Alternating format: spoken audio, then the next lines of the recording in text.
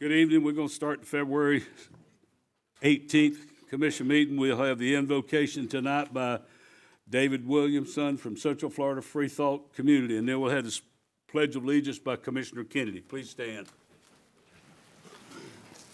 Good evening. Coming together is a beginning, keeping together is progress, working together is success. That's a quote attributed to both Henry Ford and Edward Everett Hale. Regardless of the author, tonight as we engage in discussion and decision-making, let us remember that real progress happens not in isolation, but in cooperation, with respect and with shared commitment to the common good. May we approach our work with wisdom and fairness, embracing both the responsibility and the privilege of public service. May our choices reflect integrity, foresight, and a deep concern for those we represent. And may we leave these chambers tonight knowing that through our efforts, we have helped move the city forward, not just for today, for this fiscal year, or this term of office, but for the future that lies beyond our sight. Thank you. Thank you, Mr. Kennedy. I pledge allegiance to the flag of the United States of America and to the republic for which it stands, one nation, under God, indivisible, with liberty and justice for all.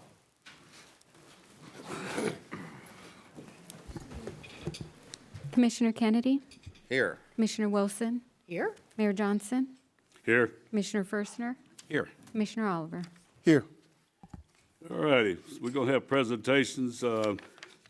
Have presentation on energy choice initiatives at Lake Apopka Natural Gas District. General Manager, CEO, Brent Haywood. Come on up to the podium, sir.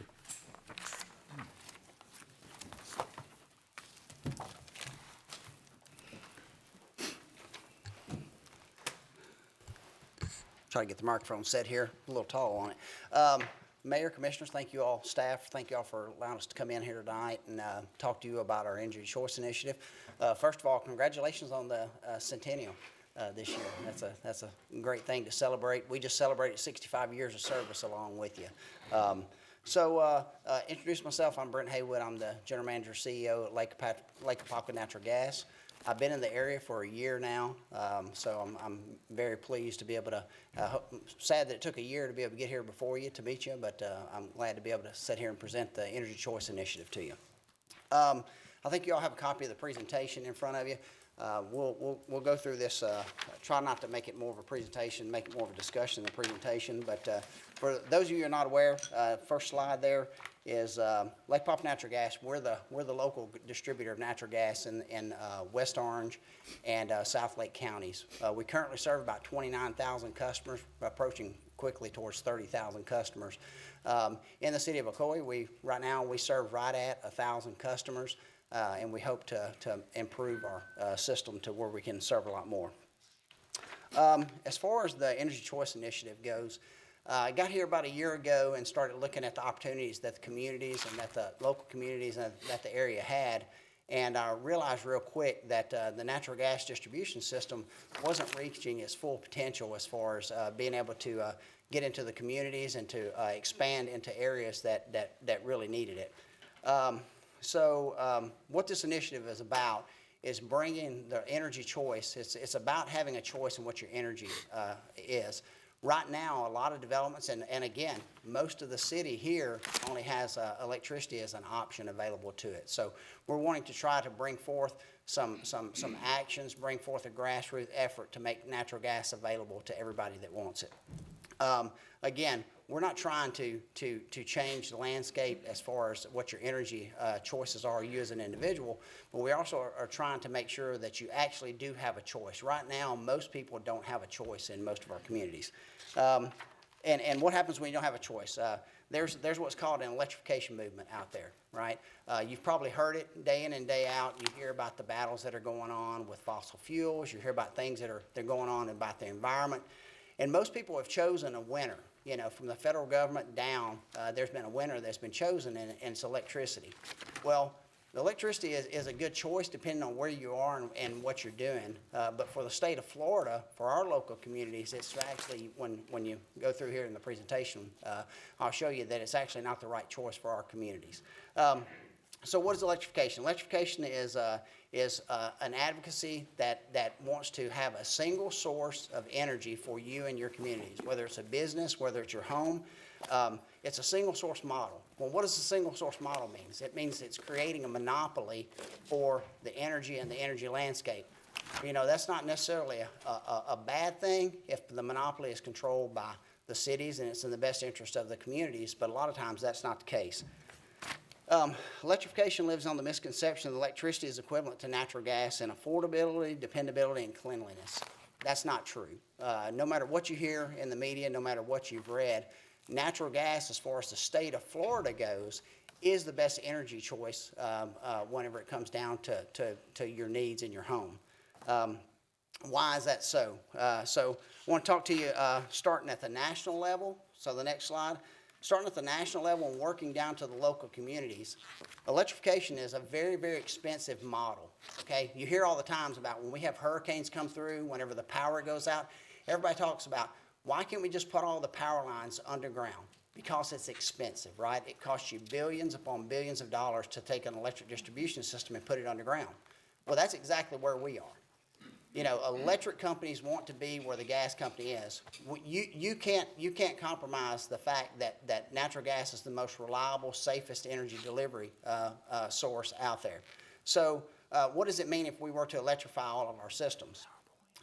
Electrification, as far as the national level goes, if we had an electric-only option for us, as far as the national level goes, it would have cost us an extra $137 billion to heat our homes this past winter, okay? At the national level, $137 billion. That's just in the winter. That's not throughout the whole year when, you know, in the state of Florida, we actually have a dual peak. We have a cold peak, which we had here in the past couple of months. But in the summer, when we have a warm peak, that's actually a high demand for natural gas at that point as well. So at the national level, it costs $137 billion. What does it cost us at the state level in Florida? Well, Florida, what most people don't realize is that Florida is a natural gas-driven state, okay?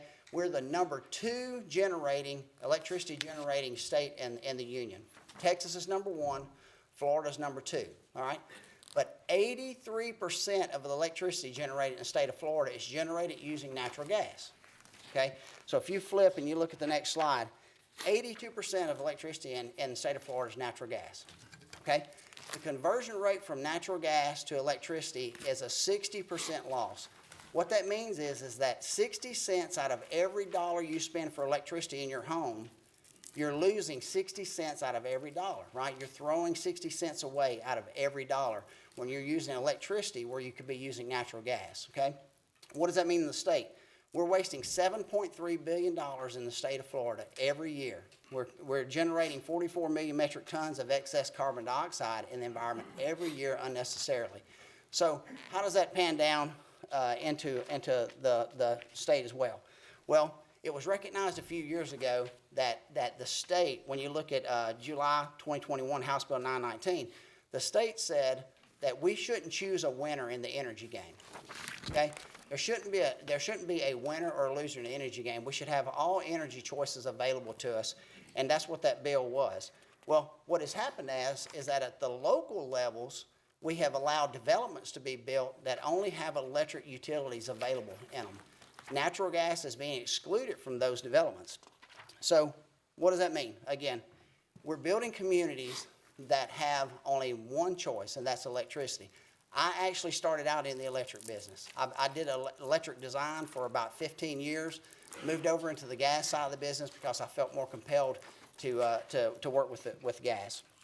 So what does that mean? The families in our communities, as our communities are being built, as they're being developed, they don't have a choice as far as their energy needs go. They're not able to choose the lowest cost, best fitting alternative for them as far as energy choice goes.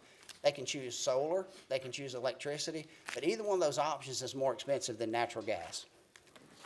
So as far as our local communities, our local area go, whenever we look at our service territory, families in our service territory, which again is West Orange and South Lake County, are losing up to $1,000 a year using electricity only versus having natural gas available. What does that mean? In the service territory, when I looked at it, we've got about $127 million a year that we're wasting on energy cost. I mean, that's a huge number. When you look at the city of Ocoee alone, There's 11,000 homes in Ocoee that don't have natural gas either in it or have it available to it. And the worst thing is it's not available. I know many of you probably don't have natural gas available to your homes, but that's $11 million in your local economy that you're losing every year in energy loss. So that's really what our Energy Choice Initiative is about, is putting forth an effort to make sure that everyone has natural gas or has a choice in their energy available. So what's our solution to that? It's a solution that I have seen across the nation. I've worked at 5 utilities across the nation, from Tennessee to Texas to Colorado and to Florida. And I've seen it in many communities where they made a choice that they were going to make sure that energy options were available. And what they did was they put together ordinances that required natural gas be installed in developments as the developments were being built. Okay? So that's what we're proposing here. We're proposing that we put forth an ordinance that requires natural gas be included in all new developments. Again, if you make sure that ordinance, if we put that ordinance forth and you choose to pass that ordinance, we do believe that we're going to better not only the economy, but we're going to better the lives of the people in the community here at Ocoee. Again, energy choice, it's a choice, right? We want to make sure that our people have a choice. But if you flip a couple slides to the blue slide where it talks about Berkeley, one of the examples that I always put forth is that a lot of the energy policies and things that are coming from other places in the country, years ago, they started banning natural gas usage in places like California. They started banning natural gas usage in other states as well. And what has happened is they chose a winner. They chose electricity as a winner. And then now here, less than 6 years later, Berkeley, California was actually the first city to pass a ban on natural gas in all new construction. Less than 6 years later, they had to repeal that ban because they realized one thing, was that they chose a winner, and there was a clear winner, and it was natural gas, right? It was a choice that they made that the communities can't afford, the businesses don't like it, and you just can't live without it. Anybody that's aware of the current political landscape at the federal level understands that natural gas is the true energy independence option for us, and we would need to make that the energy independence option for us here locally as well. So with that, I'll close. Any questions? Commissioners, anybody have any questions? I have a question.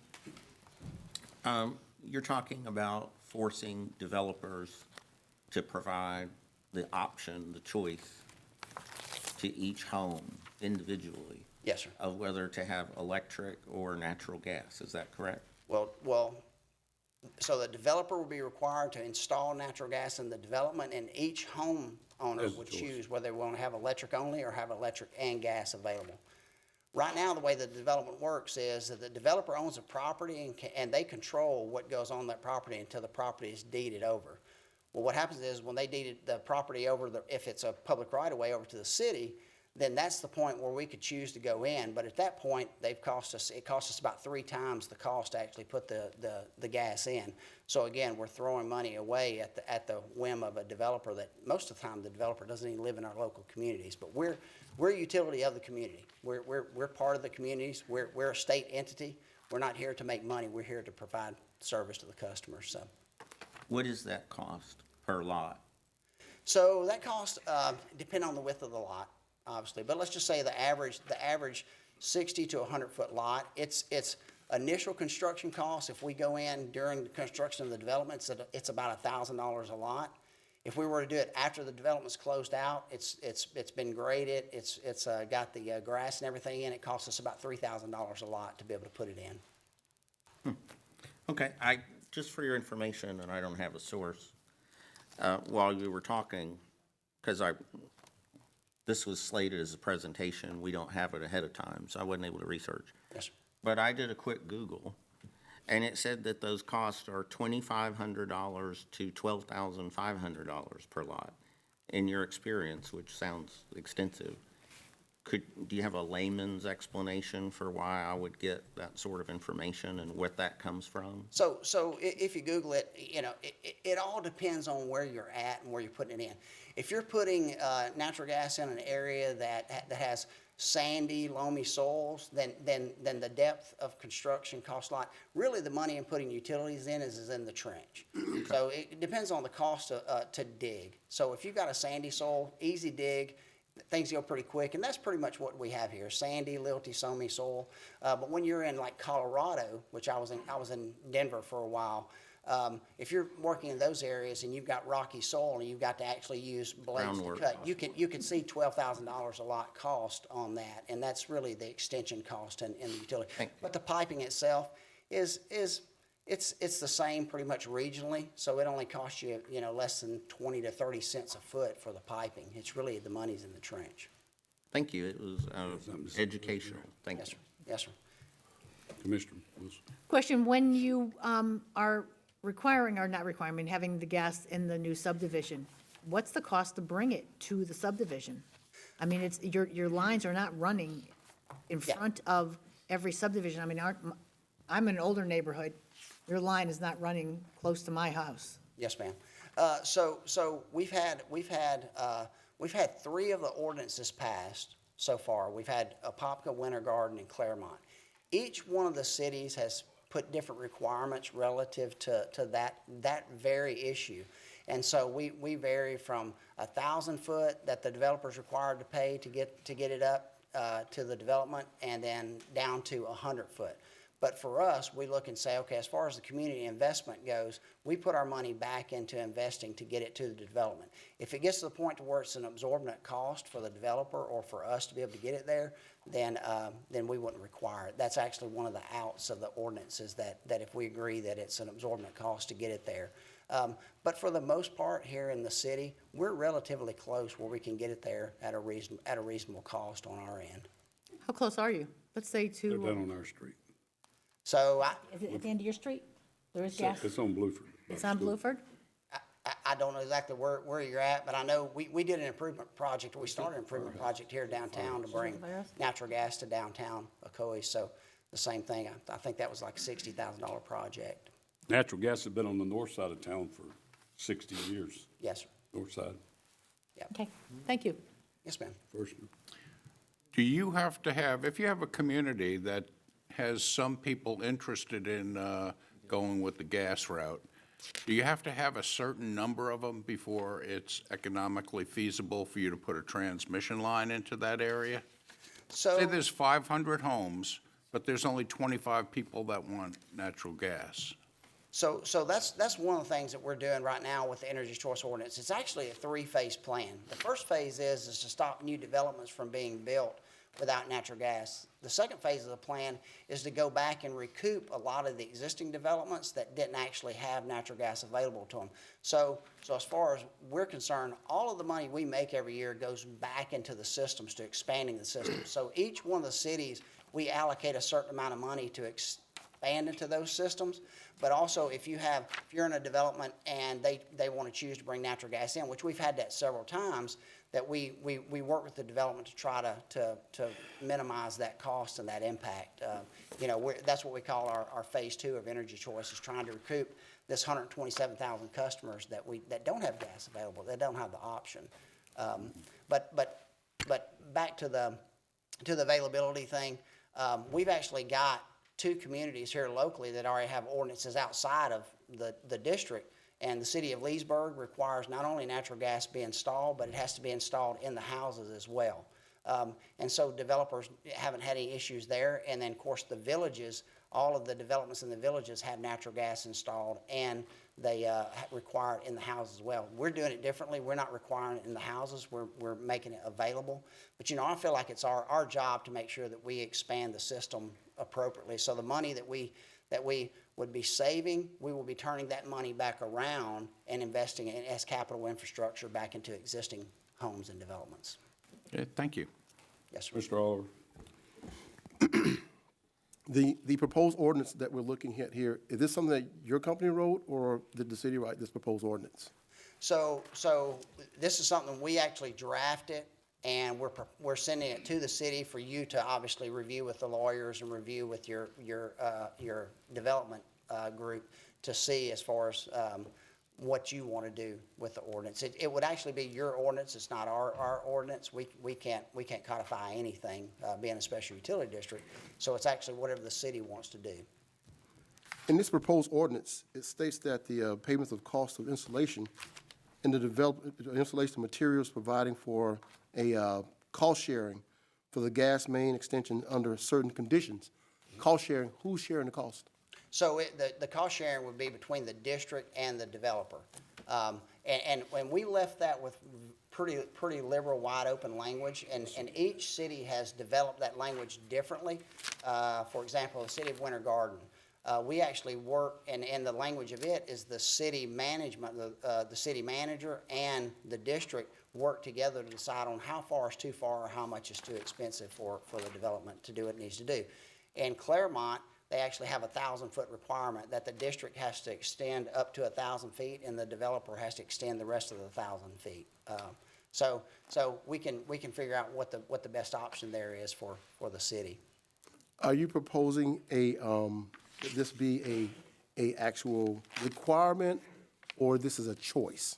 Because are you giving the developers the choice to say, the residents have the choice to choose natural gas or electricity, or they won't have any choice when they move in or when they purchase their homes, they'll only have just the one choice? So what we're proposing is that the developer really wouldn't have a choice. They would be required to put natural gas in. And then the homeowner or the home builder would choose whether they want natural gas in the house or not. To me, it's our job to convince the customer, to sell the customer on the value of natural gas. The problem is that I've seen with development, and I've seen it across the state of Florida already, is that you've got areas where developers are actually, in my book, they're shortchanging the customers and not having natural gas available. It's kind of the same position we were in back in the early 1900s, whenever electricity became available. Electricity became widely available, and now it's a requirement in every development. Back in the 1930s, 1940s, water was something that wasn't required. Sewer wasn't required in developments, but it became a requirement because it was in the best interest of the cities to require developers to put it in. Well, we're at a state now where energy has become the next thing behind, water, behind sewer, that we need to make a decision on whether we're going to require it or not. And we hope that you all will consider requiring it. Yeah. Throughout the proposed ordinance, you mentioned cost sharing. Would that be the same as, again, the district versus the developer throughout this proposed? I didn't have time to really read all the way through this, but when you mentioned cost sharing, I just want to make sure that I understand that cost sharing will be between your company and the developer. Yes, yeah. None of the cost sharing and none of the burden is on the city in any way whatsoever. And then what we've done is any incentive that we put towards gas going in, we're putting it towards the homes instead of the developer. Right now, what we've had to do in the past was we had to incentivize developers to put natural gas in, and then a lot of the developers aren't local developers. Most of the developers we deal with aren't local developers, and they take the money and they go back to other states with the money that we're incentivizing, but we're trying to incentivize the homeowners and the home builders. So if you're not in a development, we're going to give you incentives towards putting the natural gas in, which means we're not going to turn a profit or be able to put money back into the capital whenever that's going. So we're actually changing our model from incentivizing developers to incentivizing builders and homeowners to put natural gas in. Does your Trying to company keep the money local. Does your company absorb all the costs in putting all the main lines throughout the different districts of the city? So- You absorb all that cost? So in new developments, no, that would be on developers. But to add new lines in phase 2, we're going to be working strategically on adding new lines into the existing developments, into existing areas. Okay, thank you. We appreciate it. I do know that it's been on the north side of our town for about 60-something years. I know then we have the part on Blueford that my neighborhood is, some of them have signed up for it. Yes, sir. I know I have. I grew up with it on the north side of town. But the thing about it is, you don't have a choice on the power either. The developer has got Florida Power, Duke, now, so you don't have much choice. You get what they put in there. So, and that's kind of a monopoly to me, so. But the gas gives you a choice where you can hook up your stove, hot water heater, water heater, and all that to the to the natural gas. So it's to whatever your preferences is. Plus, it Yeah. also don't go out during storms. You can still cook. And the biggest thing is what we're seeing as far as the community outcry is that the people that are coming into to fill these new subdivisions, fill these new lots, are a lot of people are from up north who are actually natural gas customers. And the biggest complaint we get is that gas isn't there. Yeah. I mean, we get calls every week with people complaining that they don't have gas available to their development. So we have to create a strategic plan that's gonna do that, and this is a key part of that plan. All right. We appreciate it. We'll get together and see when staff can bring back that, and we can discuss it more at a meeting where we can decide we're gonna do it or not do it, so. I'll say, all right, We'll let thank you y'all. know. We can get together with Craig and figure out when you're coming back to do that, all right? All right, thank y'all, we appreciate it. Thank you. Appreciate it, Mr. Haywood. All right, correct, staff reports, None at this time. all right. Other comments, Mr. Moyer. I mean, Dr. Moyer. Supervisor Moyer. Yeah.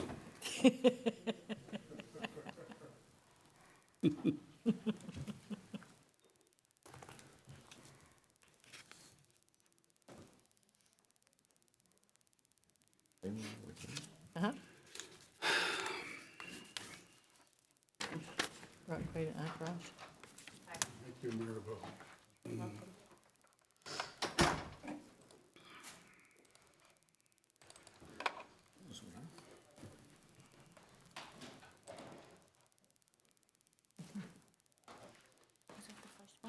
Yes.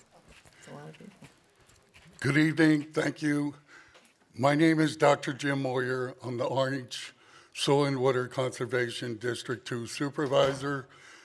What that basically means is our Board of Supervisors are elected volunteers. And I'm a volunteer that serves the cities of Apopka and Ocoee and small areas of West Orlando. I'm here to talk for a couple of minutes about two finite resources, water, and that's how we say it in Philadelphia, by the way, W-A-T-E-R, water, and time. According to this one expert, which was updated last year, there are only 15 more years of drinkable water. Think about that for a second, 15 more years. Now, I'm not saying I agree with that, but even during COVID, the demand for water, which is the population increases, the population increased during COVID. The supply continually decreases. Now, my personal solution is that we must figure out a way globally to cost effectively desalinate the water, which means take the salt water and convert it into something that can be used for humanity. And to me, that's of paramount importance. But in the meantime, we need the best, strongest Band-Aids in the world. And we've been putting these Band-Aids on this for over 50 years in Florida. The two Band-Aids are, I'll get to the time in a minute, but the two Band-Aids are reclamation, reclaiming water, and conservation. And don't let anyone tell you differently. There is no such thing as too much conservation. I don't care if every human being on earth has a sign in their home that says conserve. It's still not enough. We have to conserve for the future of humanity. The second one is time. Dr. King said we must use time creatively. Last thing I want to say is help me help you. You folks know this city better than me. The mayor knows the whole city. The district commissioners know their area. The city manager knows his department. Point me in the right direction. Thank you very much. God bless you all. Thank you, Mr. Where?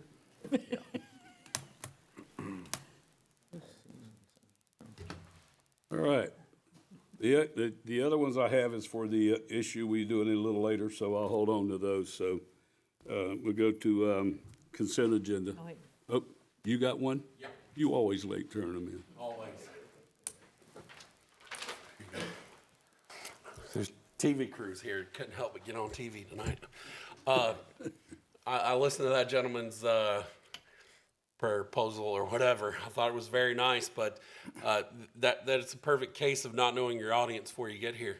3/4 of Ocoee doesn't have natural gas, and we won a long time. So why in the world would we give them new business to set them up if they're not going to take care of the houses we already have?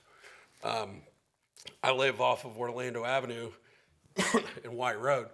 There's no main gas going down that road. Build it down there first, then we'll figure out something to get you to the new houses. They have to take care of our residents here. And when they do have it, it could cost, we've seen people over there, $5,000, $6,000 to hook up. It's ridiculous. No way in the world would I want to support giving them a monopoly to bring in natural gas if they're not going to help us where we need help now. And it's kind of funny, they finish their spiel, they all get up and walk out. That's not a community partner. So thank you very much. Brad, I'll make a couple comments to that. They started on Blueford Avenue. It goes down to, all the way downtown. And the thing about it is, we started years ago and put it in the city where we should have done, it would have been all over the city. But like I said, too late when it happens and then you want to come back. But they're not saying you got to put it in these areas. They will try to. They're going to try to fix it where if we build new houses, which there's not a lot of land left to build new houses, that it would be going in there and at least they have a chance to get it. So that's why that works that way. And it costs my neighbors $750 is what it costs. It doesn't cost $5,000 and it didn't cost $10,000. They run it down the street, just like Florida Power. If my son built a new house, it cost him $3,500 to hook up to the power company. So it's no different than that. Whether you got the alternative, you can do it or not do it. So that's the way that works. All right. Consent agenda. I need a motion. I would like to make before we do, I'd like to make a motion to pull item 5 for a brief discussion. You got to have a second.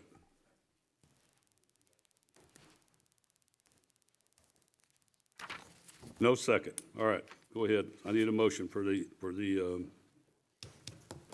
consent agenda. I'll make the motion to approve. Motion made by Commissioner Wilson. Do I hear a second?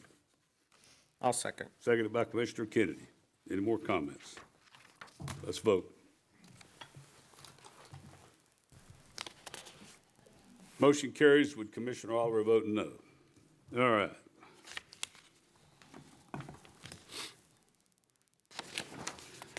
All right, let's go down to first reading of ordinances. Number 11, first reading of ordinance amending Chapter 51, Building Code, Code of Ordinances, providing for updated and new permitting and inspection fees. Concurrency and Commitment Coordinator, McFarland. Or first reading tonight be the lawyer. Thank you, Mayor. An ordinance of the City of Ocoee amending Section 51-128, 51-142, 51-147, 51-151, 51-153, 51-161, and 51-163 of Chapter 51 of the City of Ocoee Code of Ordinances, providing for increase in new building permit application and inspection fees, providing for severability, providing for conflicts, and providing an effective date. When's the next reading? What day? 2 weeks. March the 4th? The next meeting will be, I think is it March the 4th? Mm-hmm. March the 4th, we'll have the second reading, then it'll be the public can talk. All right. Item number 12. Second reading of ordinance. Second reading and public hearings of an ordinance for Ocoee Regional Sports Complex, large-scale comprehensive plan, future land use map amendment from low-density residential and conservation to commercial and corresponding text amendment to the future land use element. Zoning Manager Whitfield. Thank you, Mr. Mayor, Commissioners, everybody. Mr. Mayor, I'm going to go ahead and in this presentation do it for the comp plan amendment and the rezoning in the same presentation. So this presentation tonight is for the comp plan amendment and text amendment as well as the rezoning. The issues before the commission this evening is whether or not to change the future land use categories of 117 acres. Oh, I'm sorry, thank you. Got ahead of myself. 117.7 acres of low-density residential and 32.3 acres of conservation to 150 acres of commercial. There is a corresponding text amendment to the future land use element to create a new Northwest Activity Center and some regulatory policies to help guide development in that area, as well as the rezoning of these properties from City PUD R1 AA and County A1 to the entire site being a PUD for the purposes of developing a regional sports complex. So this slide just shows the general location. It's that area southeast corner of Fuller's Cross Road and Ocoee Road. There are 9 parcels total, about 150 acres. It's generally vacant, some smaller lots with some residential and some agricultural uses on them. This is an aerial of the property. This is currently surrounding future land use map. This is the currently surrounding zoning maps. And just a little bit of background, this portion here is about 132 acres of brownfield area that the city has designated as a brownfield. And the goal of the brownfield is to help stimulate economic development, rehabilitation of the site, job creation, and environmental assessments. This is what the applicant team is asking for. As you can see here, the yellow is the low-density residential, the green is conservation areas, and then what they're asking for is the entirety of the site to become commercial. Very briefly, the current future land use allows up to 470 dwelling units and about 140,000 square feet of some type of non-residential use under the conservation category. The proposed commercial in policy has an FAR of 3.0, which will give you about 19.6 million square feet. The text amendment that's associated with this will limit the development to just an FAR or floor area ratio of 0.4, which translates to about 2.6 million square feet. Of that, about half is for the construction of parking facilities. So the project will consist of 17 ball fields, 1.3 million of gross leasable land area or gross leasable area for commercial mixed uses, including retail, restaurants, office space, assembly space, athletic training facilities, and things of that nature, entertainment as well. And as I mentioned, 1.3 million square feet of parking, both surface, podium, and structured parking, and of course, the development of a stormwater facility, and more importantly, the maximum cap of 17,960 net new daily peak hour trips. I'm sorry, net new daily trips, not peak hour trips. That's a mistype. So I'm not going to read all of this, but this is essentially a summary of what is proposed in the text amendment. Development of the property, regardless of if there were any change of hands, if anyone's concerned about that, the property would be still limited to meeting the requirements that are established by policy. And this slide shows the proposed rezoning. This is currently PUD, R1A, and county area, and then this is going to go to all PUD commercial. Very briefly, this is the concept plan. Looking north is to the right and south is to the left of the screen. You'll see that on the right side of the screen, which is the north, there's hotels, entertainment, the entertainment district here, a lot of retail here, horizontal and vertical mixed use, a boutique hotel here, an indoor sports and fitness facility, a football field, and 16 other fields for baseball, and also a legacy field here, which will be for inclusivity of all players of various abilities. In addition to that, this project would also have a dedication of land towards a city park. I forgot to mention that the stormwater capacity here will be through this river walk type facility that's going to be an active nighttime, daytime activity where it's just not a stormwater facility tucked away in the side of the site. It's going to be integrated into the overall design of the facility. So just to summarize, staff looked at this application for both the comp plan amendment and the rezoning from several perspectives. The first one being consistency with the current comp plan and consistency with the Florida statutes. We also looked at it for consistency with the joint planning area agreement. Access and circulation, transportation, again, is capped at 17,960. So the entirety of their traffic impact analysis is based on that 17,960. We also looked at utilities capacities for water, sewer, and wastewater. Stormwater, as I mentioned, will be via the Riverwalk facility. We also looked at it from an environmental resource protection perspective in terms of wetlands, surface waters, natural animal life and plant life, and also looked in detail as far as public safety from the perspective of police and fire safety. So this slide contains information for both the comp plan amendment and the rezoning. So the DRC met and discussed the item for the comp plan on September 23rd, and then the rezoning on December 15th.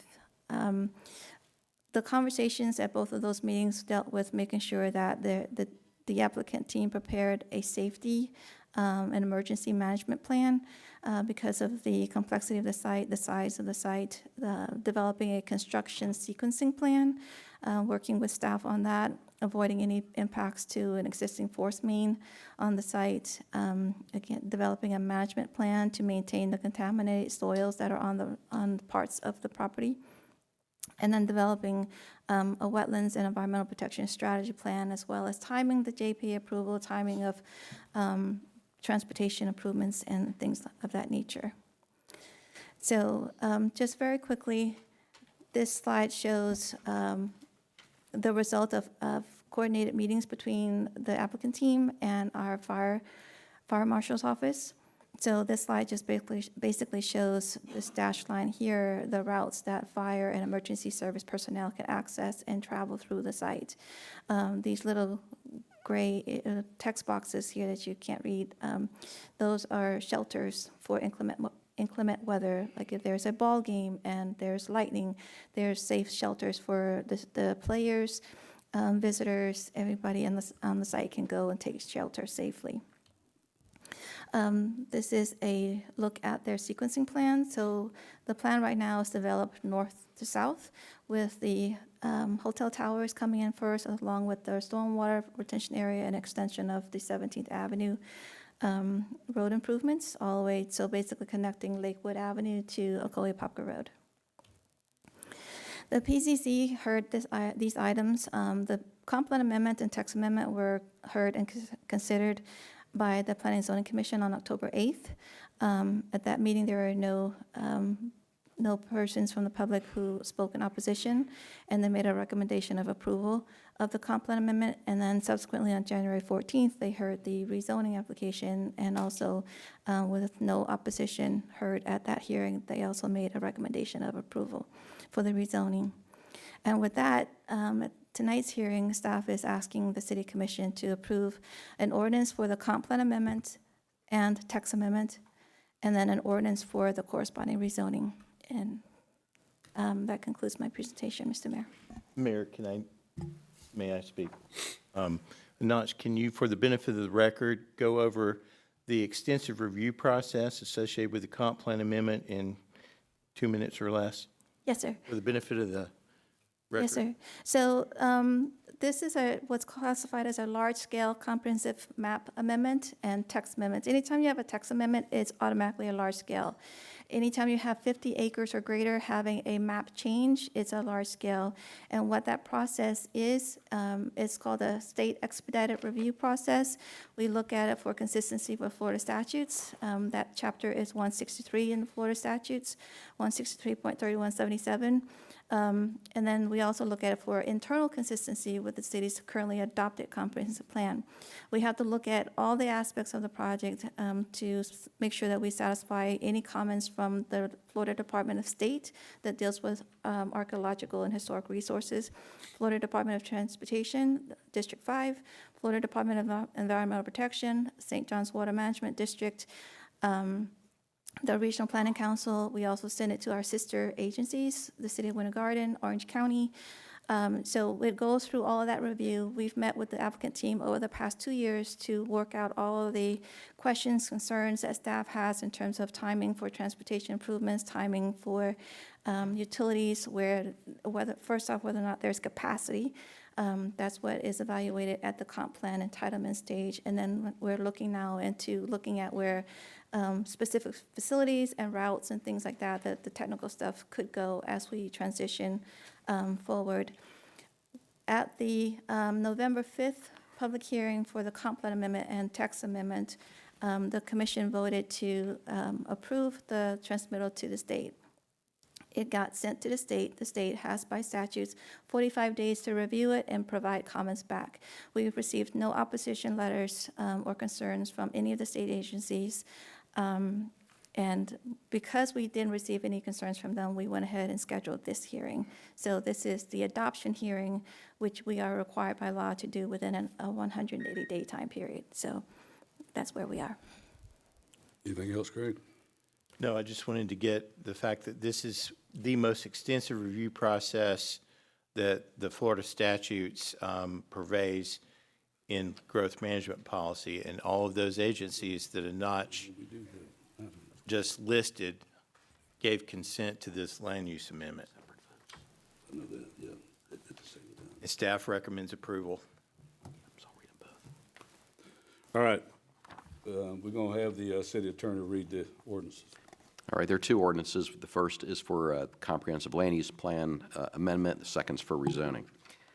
An ordinance of the City of Ocoee, Florida, amending the City of Ocoee Comprehensive Plan as adopted in 1991 as amended, amending the future land use map of the Ocoee Comprehensive Plan to change the future land use map designation from low-density residential and conservation to commercial for certain real property containing approximately 150 acres generally located in the southeast corner of the Fuller's Cross Road and Ocoee-Apopka Road intersection, and amending provisions and policies within the future land use element, providing for and authorizing the revision of the official city future land use map, prevailing in the event of any inconsistency, providing for severability, and providing for an effective date.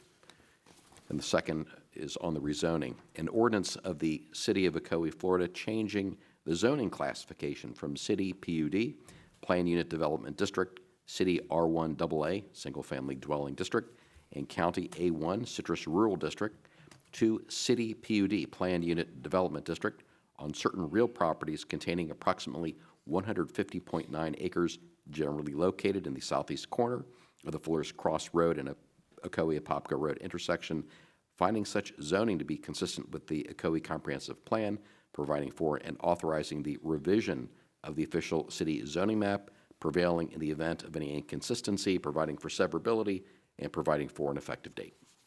All right, we're gonna open the public hearing, and first I'll ask the developer to come up, and if they want to talk, explain anything.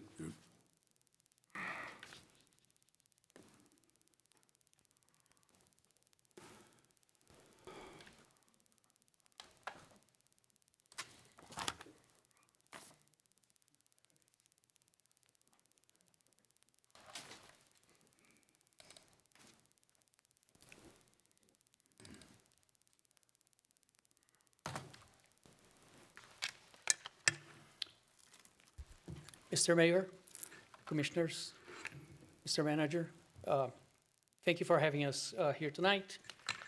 For the record, Marcus Bastian, AECOM, representing the owner and developer. North Orange, 20 North Orange, Suite 1100, Orlando, Florida, 32801. So we debated if we should do a presentation again. And I will apologize in advance to all of you members of this board because you have seen this already several times. So the reason we decided to present, to provide as much information as we could, is because, as we can see here, we have almost a full house. And unlike any other party, a full house usually represents concerns, So we want to make sure that we give as much information as we can. We want to make sure that we answer any concerns or questions you may have, and we're here to listen to any of your concerns because it is in our interest to make this the best project it can be. I would like to thank everyone on this board, everyone on the city staff, because as Anach mentioned, we've been working on this project since 2022. So we have experienced a tremendous amount of collaboration with the city and coordination with everybody from your staff, from different boards, all members of the DRC, utility staff, fire marshal, obviously all planning and zoning, and we have nothing but praise to the excellence of your staff. Now, I have this as a very generic timeline, so it's by no means an exhaustive list of everything that has happened on this project, but the reason I brought it here is because we wanted to make sure that you understand, everybody here understands, that this project has been in the works for quite a while, right? So I'm gonna divide this timeline in about 3 or 4 different big chunks of time. The first one is kind of like the land acquisition process that started in 2022, and actually even before 2022, but the 2022 is the first kind of like public record of the memorandum of understanding that was signed between Montier, our clients, and the city, with the intent of developing a multi-use or a regional sports complex that would have multi-use and entertainment, retail, restaurants, sports, and much more. Hotels also. In 2023, in May of 2023, a development agreement was signed between Montier and the city. And then by the end of that year, the first amendment was signed as well. And also in 2023, purchase and sales agreement for the lands that used to belong to Chevron and to the city were also signed. And by August of 2023, the city also designated the site as a brownfield. This is going to be important. We're going to mention this. We're going to discuss it in a second. With all of the entitlements process, which is what essentially we're closing tonight, that started about 9 or so months ago. In fact, started about a year ago, but our first filing was in May of last year. And as Anach mentioned, that was transmitted to the state in November for the comp plan, and then in, September for the comp plan, and November for the PUD. We didn't get any comments from the state, any comments of concern from the Department of Commerce, which is a good thing. And we also submitted the PUD in November, and it has been in the review process since then. The JPA agreement, which is the joint plant agreement between Orange County and the city, has been also in discussions, and it's now going to be voted next month by Orange County. All of this time, we have also been working in the background, our team, to actually provide the design. We're designing all of these buildings, all of these fields, and that's a long time. So concurrently with this approval process, we have a lot of work that is going on. That brings us to this evening. So this evening, what we're doing, and I want to make sure that everybody here understands that, this is not the closing of the project. This is actually what I jokingly call the end of the beginning, right? So we're now actually starting what is going to be the most palpable, most visible piece of this project, which is all of the site planning, all of the design, all of the permitting. So if you're concerned that you haven't heard about this project, there's still a lot of ground to cover, and there's still a lot of communication that we're going to have with everybody, including all members of the public and this board. And from here until probably about the middle of this year is when we go through the site review and approval process, which is going to also come to this board. And we're already working with environmental permitting, both with St. John's and with the city. And also the mass grading, so we can actually start, doing site work. And two very important things, which is the site mitigation work and the site preparation work. And that's important because, as I mentioned, this is a brownfield. This is a contaminated site, right? So some of you might be aware that this was land, or part of this project was in land that was owned by Chevron, by the Chevron Corporation, and it has a layer of arsenic in it. And so we have been working diligently with our environmental consultants and with staff and with all the reviewing agencies, including DEP, to make sure that we're actually remediating the site. We're removing any contaminants, and we're making sure that that does not pose a risk to anybody in the future. And of course, at the end phases of this is that we go into vertical permitting. That means that's when you start seeing things coming from the ground, and also to construction. That's going to go for at least 2027.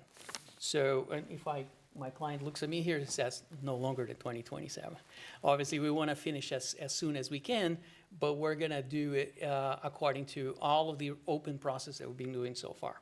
Now, before I continue to the actual design, I just wanted to make sure that I understand that many of you here have concerns. So I'll save a few minutes for that in the end.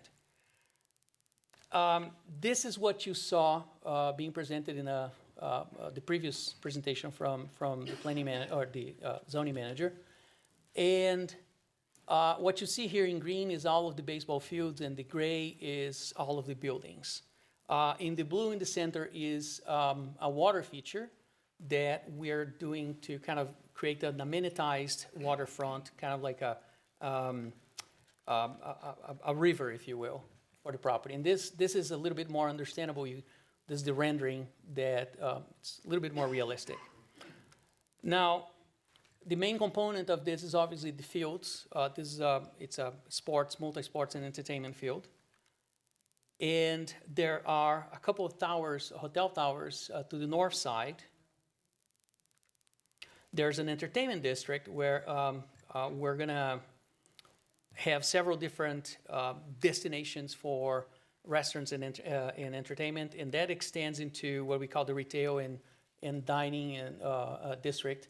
And that's going to be on top of a parking structure that is, it looks like it's partially underground. And then we have boutique hotel and additional retail to the south, closing with indoor sports, an indoor sports facility where you have things that are like volleyball, basketball, that type of project. And with not less important, but there's a city park component to this too that we're going to be designing with staff. This is a 3D view of northwest from the site. So what you're looking here, going across the site on the diagonal there is Ocoee Apopka is the big road, and the smaller one there is Fuller's Cross. So north is kind of to the bottom of the site. In the opposite view, now looking from southwest, looking to the northeast, this is looking from the indoor sports side, so towards Apopka and Fuller's Cross on the northwest.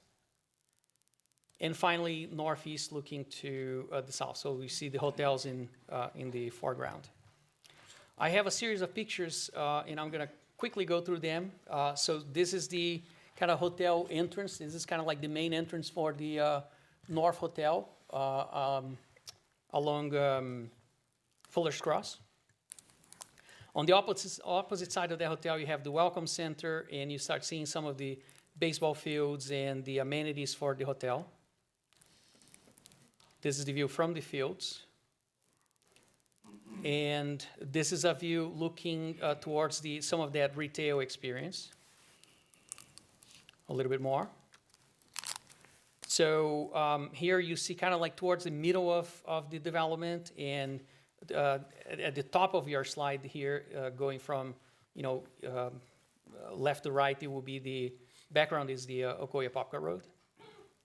The food hall, which is kind of like the central market and central food for events and the athletes. Additional retail. There's also a smaller hotel towards the south of the site that is, we call that the boutique hotel, but it's a fewer rooms. And the indoor facility, the indoor sports facility. Now, I do have an animation here. I'm not going to force that on anybody. So if you guys would like would like us to play, I do have it ready. But I don't want to, spend any more of your time than we have already. You want to say? Sure. Yeah, go ahead. Okay, sure. Thank you.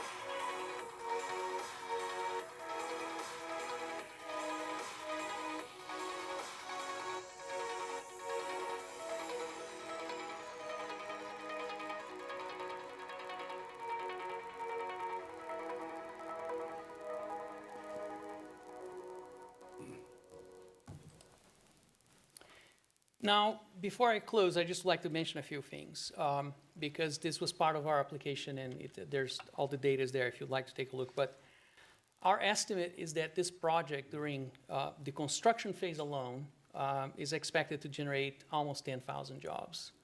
These are jobs in all the construction industry that will be involved with not only building the site, but also with all the off-site improvements that we're going to have during the construction. Once it's completed, the project will also generate 5,000 permanent jobs. That means 3,000 jobs that will actually be relating directly to the operation of this site, and another 2,000 indirect jobs. Those are jobs essentially that are going to benefit the community, but they're not being hosted at this facility. And this is a conservative estimate, but we estimate that there will be more than $500 million in economic impacts to this region due to increased tourism expenditures. We're creating something here that doesn't exist, right? So this is supposed to be the #1 facility in the entire nation for this type of programming, right? We're changing the way that youth sports happens. And I don't want to go into Jamie's speech here because he'll get mad at me if I do, that I cannot do as well as he can. But the reality is that this is a life-changing project, right? It doesn't happen every day. So, but I also know that you have concerns, like the fact that you're here. Nobody comes to a public meeting on a Tuesday night unless they have something in their mind. So I wanted to make sure that we understand, and I cannot read minds, but I can pretty much guess that a number of you here have traffic as your primary concern. And as we have stated over and over during the public planning process, Jamie has committed to improvements to the existing roadway network way beyond what any other developer would do. If you take your average developer, and I don't want to cast aspersions on anybody, but the goal of every developer when they do this is to minimize their investment and maximize their profit. This project is different because without those improvements, this does not succeed. Nobody wants to come to Ocoee to be stuck in traffic. So part of our success is to make sure that access in and out and flow through between the project and all these other destinations that will be created around the city is as frictionless as we can. Now, some of you may also be concerned with growth because there's so much growth going on. And yeah, we understand you, but unfortunately, that's the reality of your entire state, right?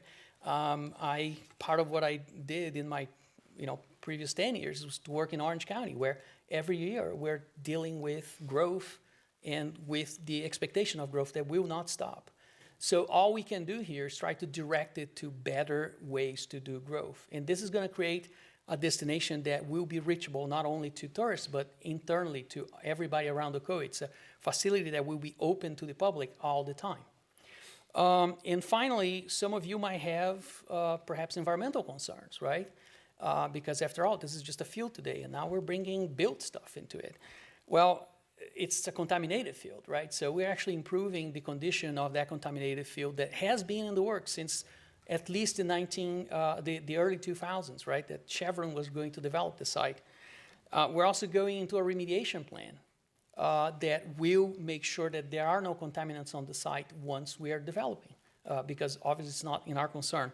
And finally, we're also contributing to, don't quote me on the exact number here, but I believe it's about 287 acres of additional conservation planning for the city of Ocoee, because there's so much land around Lake Apopka and other sites that the city already own, but they don't have a management plan. We are creating a perpetual management plan for almost 300 acres worth of environmental lands.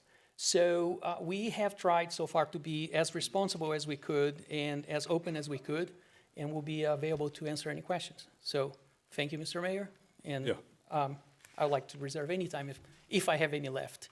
What I'm going to do is open the public hearing. I have 2 papers filled out for 2 people to talk. First one will be, and then we'll come back to the dais and let them ask the questions of you guys. So Jamie and his wife stay there, and we'll get to you in just a second, okay? Ed Roberts. You have 5 minutes total under the public thing. Good evening, folks. Ed Roberts, 713 Ocoee Popka Road. My concern tonight is I'm glad the project's gonna happen, but there's about a 5-acre tract that they showed that was all wooded in the southeast corner of their tract.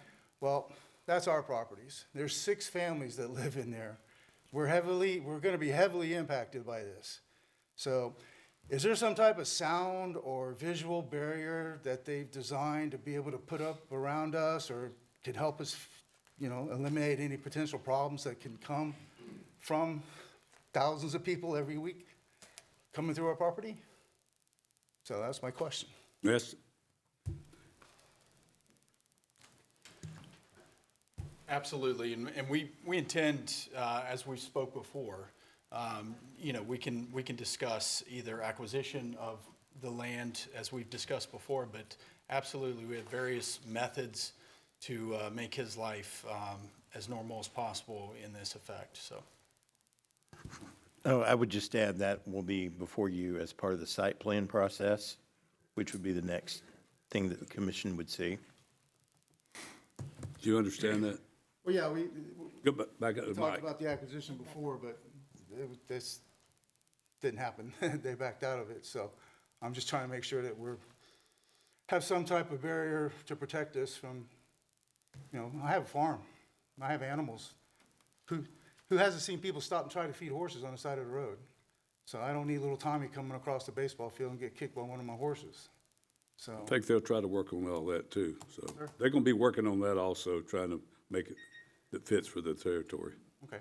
And then the 17th Street's gonna come out on the southeast side of our property then too, the new road. So we're gonna have access points to get in and out of our property also. So. All right. Other questions? Yeah, we'll commit to furthering those discussions throughout this whole process and make sure that everybody's, you know, up to speed and happy with the whole scenario. Now that we've gotten this comp plan to where it is today, we can take a step back and revigorate those conversations that we had previously, or discuss what we're gonna do with the site plan to make that as, Yeah. you know, feasible as possible. All right. Mr. Roberts? Okay. Thanks, sir. Next, I have Judah Howell.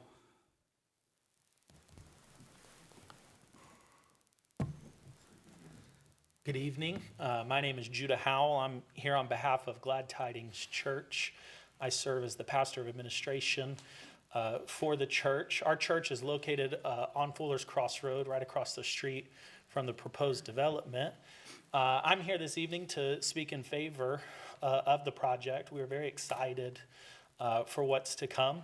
Glad Tidings, we purchased on Fuller's Cross Road 21 years ago.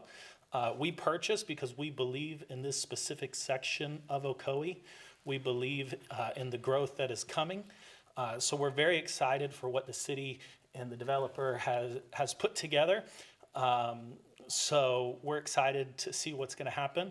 And we know as the development continues and goes in further and we begin to work on infrastructure and things like that, that we'll have good neighbors in that to make sure that traffic flow is good for not only our congregation, but our school. So, but we're very excited and we're looking forward to it. Thank you. Thank you.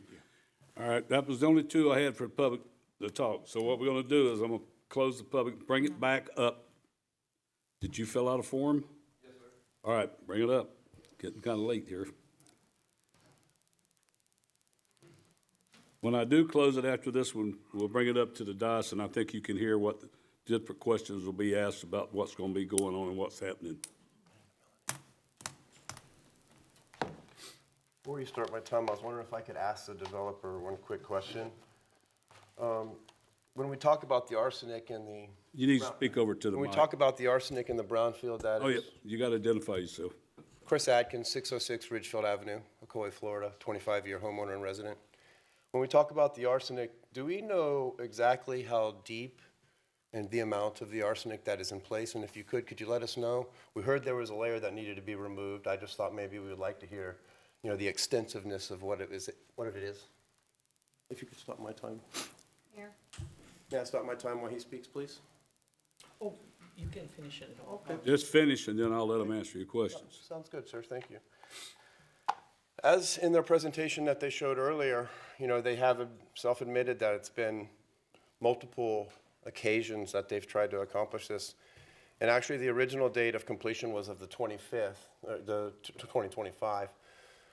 During the original conversations about this and preliminary plans and stuff, it was brought up that it was a very quick time frame, and we didn't meet that, and that's okay. Things come up. So I was curious if since we've shown a pattern that we weren't able to accomplish a particular task that you guys have approved, is there any kind of bond or any guarantee to the city that, one, this project will be completed within the time frame that it is, And two, if we go ahead and give them this rezoning and they don't complete the process, do we have first right of refusal where this property comes back to the city? I mean, I don't stand against this. I didn't speak against it the other times that it came up. I did take my notes very much so from those meetings. But you know, Mayor, in this exact meeting, you said, you know, we don't have very many places left to build homes in the city of Ocoee. He's right. We need more single-family homes. We definitely don't have very many places to build single-family homes with low density. I need to let him, before you go any further with that question, I want him, city manager, you want to answer that? Well, I Get can. on the contaminated land. Can you stop my time, please? If Mr. Atkins wants to finish, I can. Oh, go ahead, then we'll answer it. Okay, excellent. I mean, this is something you said here right in this meeting, Mayor, that it's low-density residential, there's not a lot of land left to build. If it was me, I personally would like to see it stay residential, maybe 2 homes per acre. Residential. You know, help feed the downtown, you know. I don't have anything against this, but we've tried a lot of different projects that haven't worked out. And once we lose and we give up our rights to the property, whether it be in ownership or agreements or zoning changes, and then they follow through, we get stuck with a bunch of property or something we no longer have any say in. Right now, we still have a say. I'm not saying not to approve it.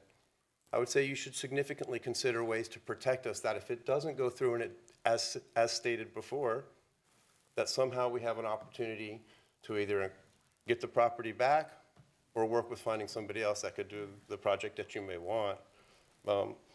When it comes to the environmental aspects about it, I do have concerns in the size that it is now, the scope. You know, there's moving earth creates a significant potential, especially when you already know you're working with a polluted area, right, guys? And we're now going to build huge and dig up huge amounts of it compared to what the original site plan showed. Is there anything we're going to do? And I know that I heard Mr. Shadrick say that the state and nobody's had any oppositions, and you guys have got plans in place, but we have aquifers we have to be concerned about. We have runoff we have to be concerned about. We have residents in the area that we have to be concerned about. That road in that area is dangerous. Has over 1 million square feet of industrial warehouses right now. That's not even in full swing. They're not, the 18-wheelers aren't traveling yet. It's a 2-lane road. It has a 6-inch space. Anyone here want to drive it? It's a couple miles up the road. It's dangerous. Anything that we also do should be contingent on the fact that every bit of this infrastructure is done prior.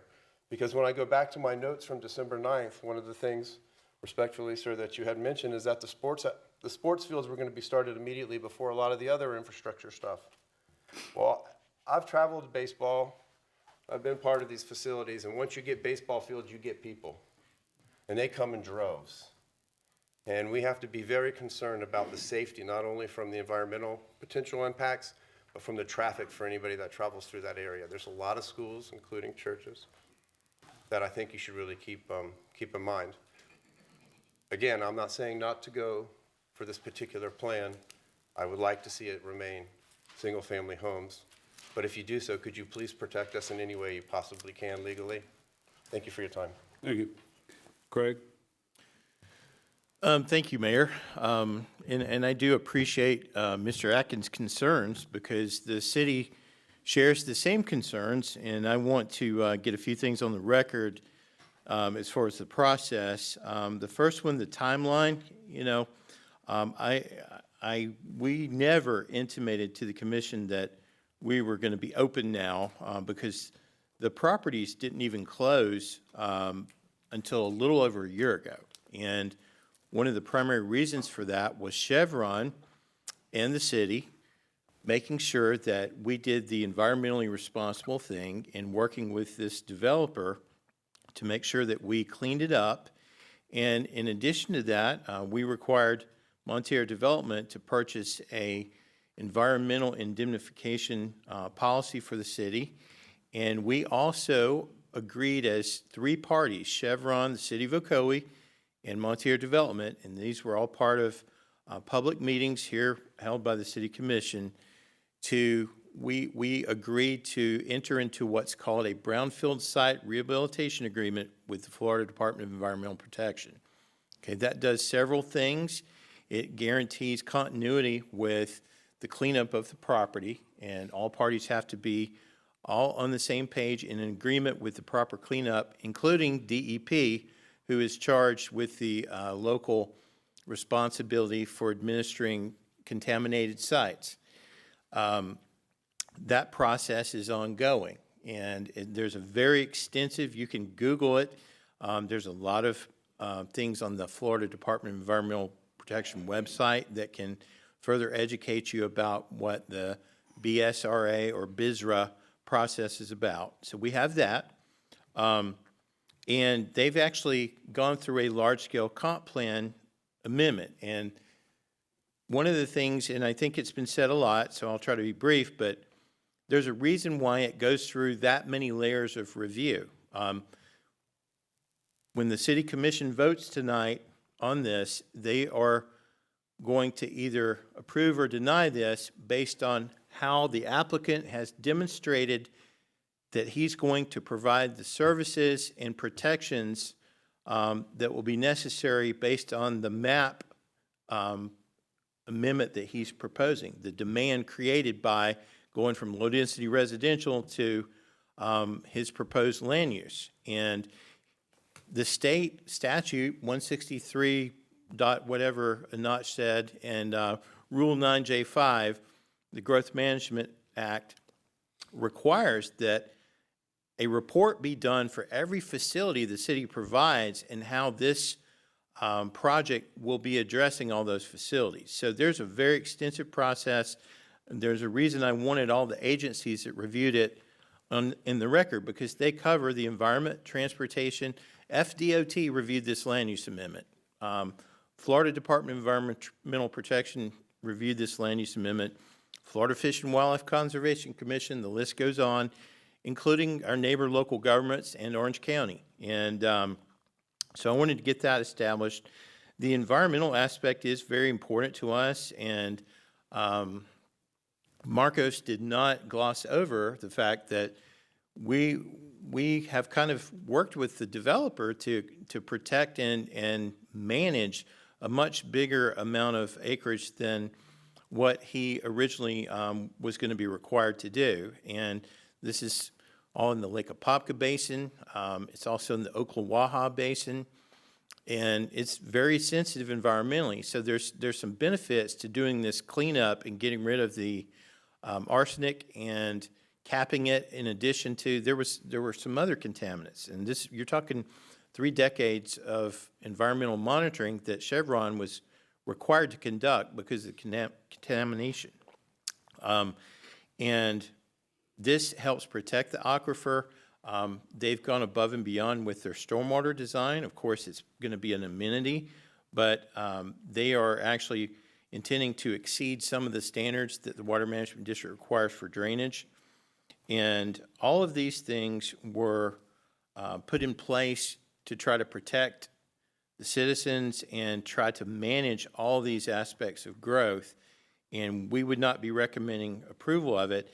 Now, it's taken him a year to get through that process from when he closed on the properties to now. And one last thing I wanted to cover, and I appreciate Mr. Atkins again for identifying this, because we have very good degree of confidence that Montier is going to build this great project. But as stewards of the city's assets, when we agreed to sell the Rogers property on Ocoee Popka Road to be used as part of the project, we actually covered our tracks in the event that some anomalous event occurs and they're not able to complete the project. The property reverts back to the city. So I just hit the high points. There are way more points than I just covered, but I wanted to get on the record for the benefit of anyone watching that this is the volume of materials they were required to provide to satisfy the land use amendment alone was pretty thick. It was very thick and involved, I'm certain, the expenditure of a lot of money and consultants and things like that. And I see Marcos is wearing a nice suit tonight. But I hope that helped answer the commission and Mr. Atkins as well. Those were good questions. All right. Now, commissioners, Here, someone has a question. what, who? Your public hearing Jamie still. wanted to make a statement. You gotta fill out a form and come to the, ma'am? You need to, you have to fill one out, but you can come up and talk. As I said, we had that, you fill those out to talk, so after she gets through, I'm gonna move it to the dais. So you fill a form out when you get through, okay? We need your name and all this stuff. I just want to say real quickly that. You got to identify yourself. Sure. Victoria Graver, Okay. 706 Nicole Boulevard, Ocoee, Florida. I've been a resident here since April 26th of 1982. So I've seen so much of Ocoee grow, no doubt. Some things, pros and cons. But when I look at a project like this, I look at the fact that this is going to give so much to our kids here. This is going to put, I think, Ocoee on the map. I think it's a great thing. I'm for it. I'm sure all the issues with the homes, with the roads, it's all going to be taken care of. I don't feel like, obviously, a project at this level is not going to be something that they haven't already considered into where we're going to need to widen roads, where we're going to need to do, what we're going to do to connect to the 429. I'm sure, and I just think it's a good thing. It's going to be a great thing for our kids, our community. A fact that it's going to bring on 10,000 jobs. I do hope that's going to include for the construction to consider the people of Ocoee who are in construction. Let's consider them in on this.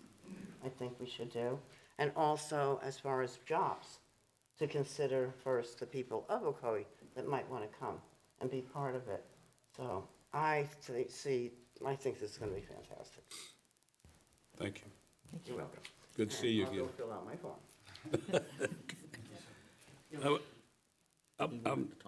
I'll make a quick statement on a statement that was made a while ago by Mr. Atkins about a lot of not approved. Well, there's always some that's not going to get approved when it comes through the system. Some of the things they bring for us will not get through. So that's why some things get approved, some things don't get approved. One of the big projects didn't get approved so far. It's got through a lot of infrastructure with City Center. Now you're talking about a lot of money there, and all that through the COVID kind of put a quietus to that. So this city runs through a lot of developments, just like anywhere in this Orlando area, you'll see development. So we try to make it the right development, but some of the things will not get through development. So yeah, you're gonna have ones that get disapproved. That's part of the deal. All right, so now we can have the questions up here. I'll start with one, Commissioner Oliver. I just put a piece of candy in my mouth. Hey, you ever get told don't eat it at the table? He wanted, Just have to be ready. Huh? he wanted to speak. Okay, well, you'll get to speak now, too. Go ahead. If you want to talk before I let him do that, I mean, No, I just wanted to comment on, Okay, yeah. on the concerns. They're rightfully so. You know, we want to look, you all welcomed us into your community. You know, we feel like we're a part of the community now, and that's our main objective, is to enhance your all's lives. We don't want to take away in any manner. So we're looking at every single detail of this town and seeing how we can improve it.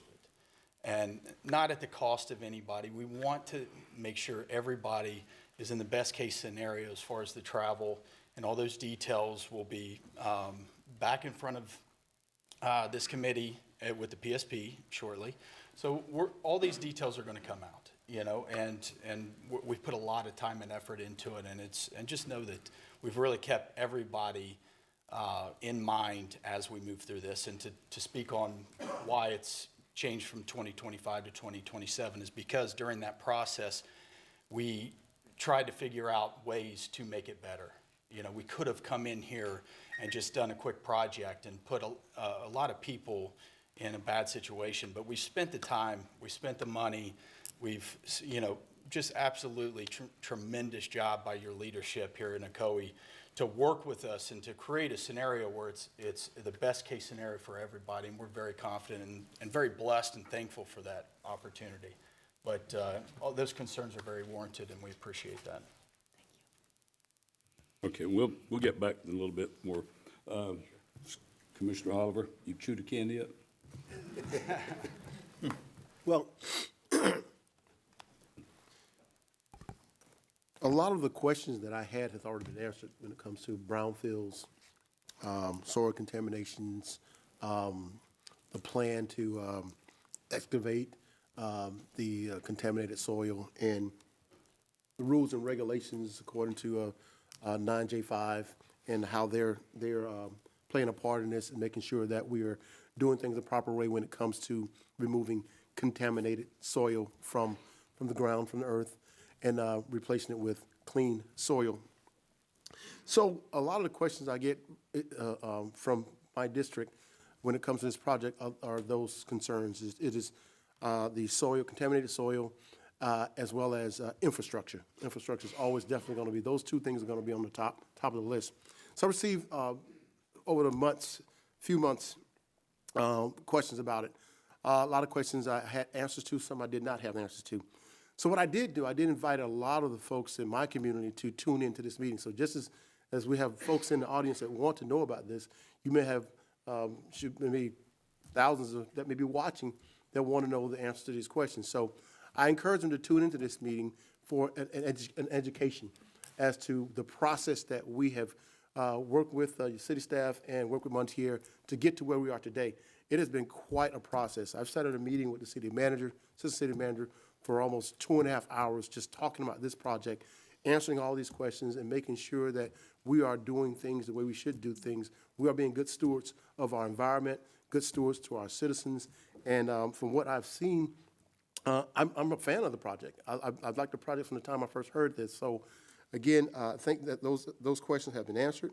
And I think for all those that are tuning in, that's listening to this, I'm hoping that you're getting the education that you need to be able to make up your mind as to this is a great project for the city. So I think that we have an excellent opportunity here. The young lady, she mentioned that this would be an opportunity for the city, putting us on the map. And I believe I agree with her, that this is an opportunity for us to be able to elevate above other cities around us to say, hey, we have something that everyone wants to come and participate in. So again, thank you so much for the presentation. Again, I enjoy it every time I see it. So, and also thank you for the commitment you're making to our community, the construction community, to the commitment to our citizens for jobs. So thank you so much for making that commitment to the city. Thank you, sir. Thank you. Commissioner Persner. As far as economic development goes, this is one of, if not the largest economic booms to come to the city of Ocoee, at least in my lifetime. I followed this project right from the beginning, was involved in discussions and all, and I am very impressed how Montier is so willing to cooperate and address every last issue that has been raised.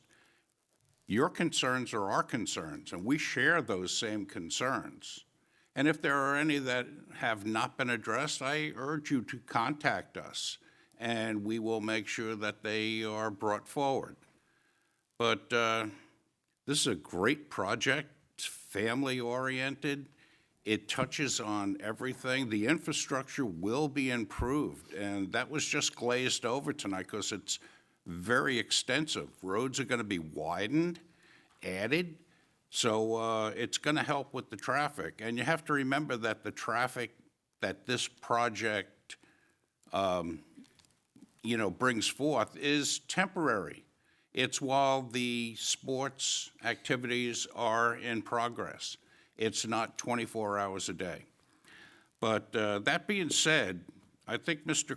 Atkins said it best when he said, if you build these baseball fields, people are going to come, and they're going to come in droves. And I think you're going to see an economic boom to the city and to Montier. We're all going to profit very handsomely from this project. And it's going to be one that's easily accepted by the community and by the residents. because it's a good, wholesome project. There's no bad side to it. And with the way the developers have been working with the city, I have nothing but good things to say for them, and I wish them the best of luck. Thank you, sir. Commissioner Forstner, Commissioner Wilson. I think I can't disagree with anything that's been said, already said, without repeating myself. I wish that Ocoee Town Center, I wish the mall, I wish all those were moving as fast as I'm seeing you move. Because I realize when I hear that it's been this, a certain timeline, I really didn't expect it to even move this fast, because there's a lot involved there. I mean, just the brownfields alone. That's quite a undertaking. And I think a lot of us have always been told there was something out there. Maybe not know exactly what it was, but having it, the remediation done is very important. And I believe this is a win-win for our community. Yes, everything I read, the roads, again, you've put a very interesting paperwork already on this, that we know that something's gonna happen. You know, you're close to the 429, hoping a lot of traffic will come off the 429, go back on the 429. We have got, 50, 429, Turnpike, 408. We are in a great position here in Ocoee, and this just adds to it. So I'm excited about all that I've been seeing as we go along, and I hope maybe these other areas of town that need to move a little faster will take the speed that you're taking and make some changes. I'd love to see them all change. These are private enterprises. Ocoee Town Center is a private enterprise. This is a private enterprise, but we see you moving along very quickly and everything. Again, you want restaurants? You've got restaurants coming out there, which will be available to the community. So I look at it as a win-win for our community. Thank you. Thank you. Thank you, Commissioner Wilson. Commissioner Kennedy. Thank you. I guess I'll start out by saying I'm guilty of it. We all say the baseball fields. And the truth is, this is much more than baseball fields. This is even much more than a sports complex. This is a multi-use. You have as much square feet of commercial and hotel as you do a baseball field. Probably looks about 50-50. And this is going to be an economic boom for the city. I don't know about other communities, but I already receive phone calls from people who say, how do we apply for a job? So there is that excitement. And I just want to say thank you for the detailed presentation again. You've done it several times, and I appreciate it because there's a lot of curiosity, there's a lot of interest in addition to concerns. And unfortunately, there's always a lot of bad information. Fortunately, and I'm just going to say this, I'm so glad that we have Craig Shadricks and the team he's assembled. We hear, I think it must be in the book 101, when you make a presentation to a city government, make sure you thank them for the competence of their staff. But I know it's true. And I think his explanation demonstrated, not everybody knows his background in the private sector. And I really appreciated the last part about the financial issues. What you're hearing, the commission isn't asking a lot of questions. And Rosemary said it, she said everything we've read. We've read and read and read stacks of documents, the land purchase agreements, the contracts. And those were things, especially with my construction and finance background, that I said, okay, show me this, show me that. And every question I asked, staff was able to, yep, it's right here. Yeah, we have a clawback. Here's our payback schedule, et cetera. So I've been very impressed with the thoroughness. And I really like, Craig talked about demonstrated compliance. And it's true. This has not been conducted as take my word for it. And so thank you for that. I have two questions. First, in the staff reports, it talks about the DRC recommendations pending agreements that you have. And I just want to ask you in public on the record, Are there any disagreements with staff about taking care of those comments in the DRC? Anything that we need to know about? Not to date, no, sir. Okay. The second thing I want to ask you is, because it was brought up, in your experience, and we all have different business experience, what is the probability that a tri-party agreement could be put together to clean up that brownfield with a single-family home builder? Well, we actually went extensive research into this when we first started the project, and there's a long lineage of this scenario going on with this property over the years, and several home builders have tried to purchase this property, but the cleanup is just too expensive, and it would price the homes out of the market. And on top of that, you know, there's the risk, the long-term risk on where we will be capping any contaminants. We'll be removing the requirements and we'll be capping the rest. So that will create a safe environment and actually enhance the water that's entering Lake Apopka. So we're not only capping contaminants and cleaning up the site for future use, but we're actually enhancing, to the doctor's point, we're enhancing the water system in this aspect. And we're spending, you know, in a commercial aspect, we can recoup those costs. In a residential, you're recouping them from the homeowners, okay? We recoup them over time, so they're affordable. But I have to pass those on directly to the consumer because there's a one sell, you know? There's a you know, B2C, that's it. Where is business to business, we can expand that and do the appropriate cleanup to make this, you know, a very positive piece of land again. We can't change what happened in the past, but we can change how this piece of dirt affects your city from now on, and we intend to do that. Well said. And you're going to operate, whereas a home builder, some home builders can get away with, they come in, they do a little cleanup, they build it out, maybe they do a 5-year bond or something, and they disappear, and 20 years later, there's a problem. Yeah. But you're still going to be there. There's still going to be a functional business there with the obligation to monitor, maintain, and take care of any issues. Absolutely, and we've also shown that commitment to the city with the environmental insurance that we did purchase. Exactly. And it was a quite hefty price tag. And, but we felt that it was necessary for the safety of Ocoee residents, for the, you know, to make sure your leadership has the backing of whatever you guys are going to come to an agreement on. So we want to protect you guys. We want to protect your leadership. We want to come in and we want to execute. And that's what we've done so far. We don't want to talk about it. We just want to execute. And I'm so proud of our team. I'm so proud of your leadership, the local community, AECOM, everybody, you know, MDSX, everybody that's been involved is just a tremendous team. And I'm just so blessed to be a part of it and very grateful for that. So, sorry. I don't know if most people knows or not that years ago they tried to put the high school there, which they couldn't do because of the contamination. The other thing is, in jobbers, local contractors will be able to get a chance to work on this project. That's a big thing for a lot of the local contractors. And job for citizens that live in the town, they don't have to leave to go somewhere else. They can work through our process here and work through this business and have jobs. They don't have to go way out of town. The major thing to me is the plus is for the tax benefits that we get for our city that'll help us take care of the citizens' tax base where we don't have to raise it for projects and stuff. We can keep the tax base down for citizens, which is a big thing that happens. And most of the citizens, you know, and I know, everything's gone sky high with insurance and car insurance, house insurance, and everything else. So this way, this tax benefit will come to all of us, which one of the things that gets me upset is about the county, even having to deal with them.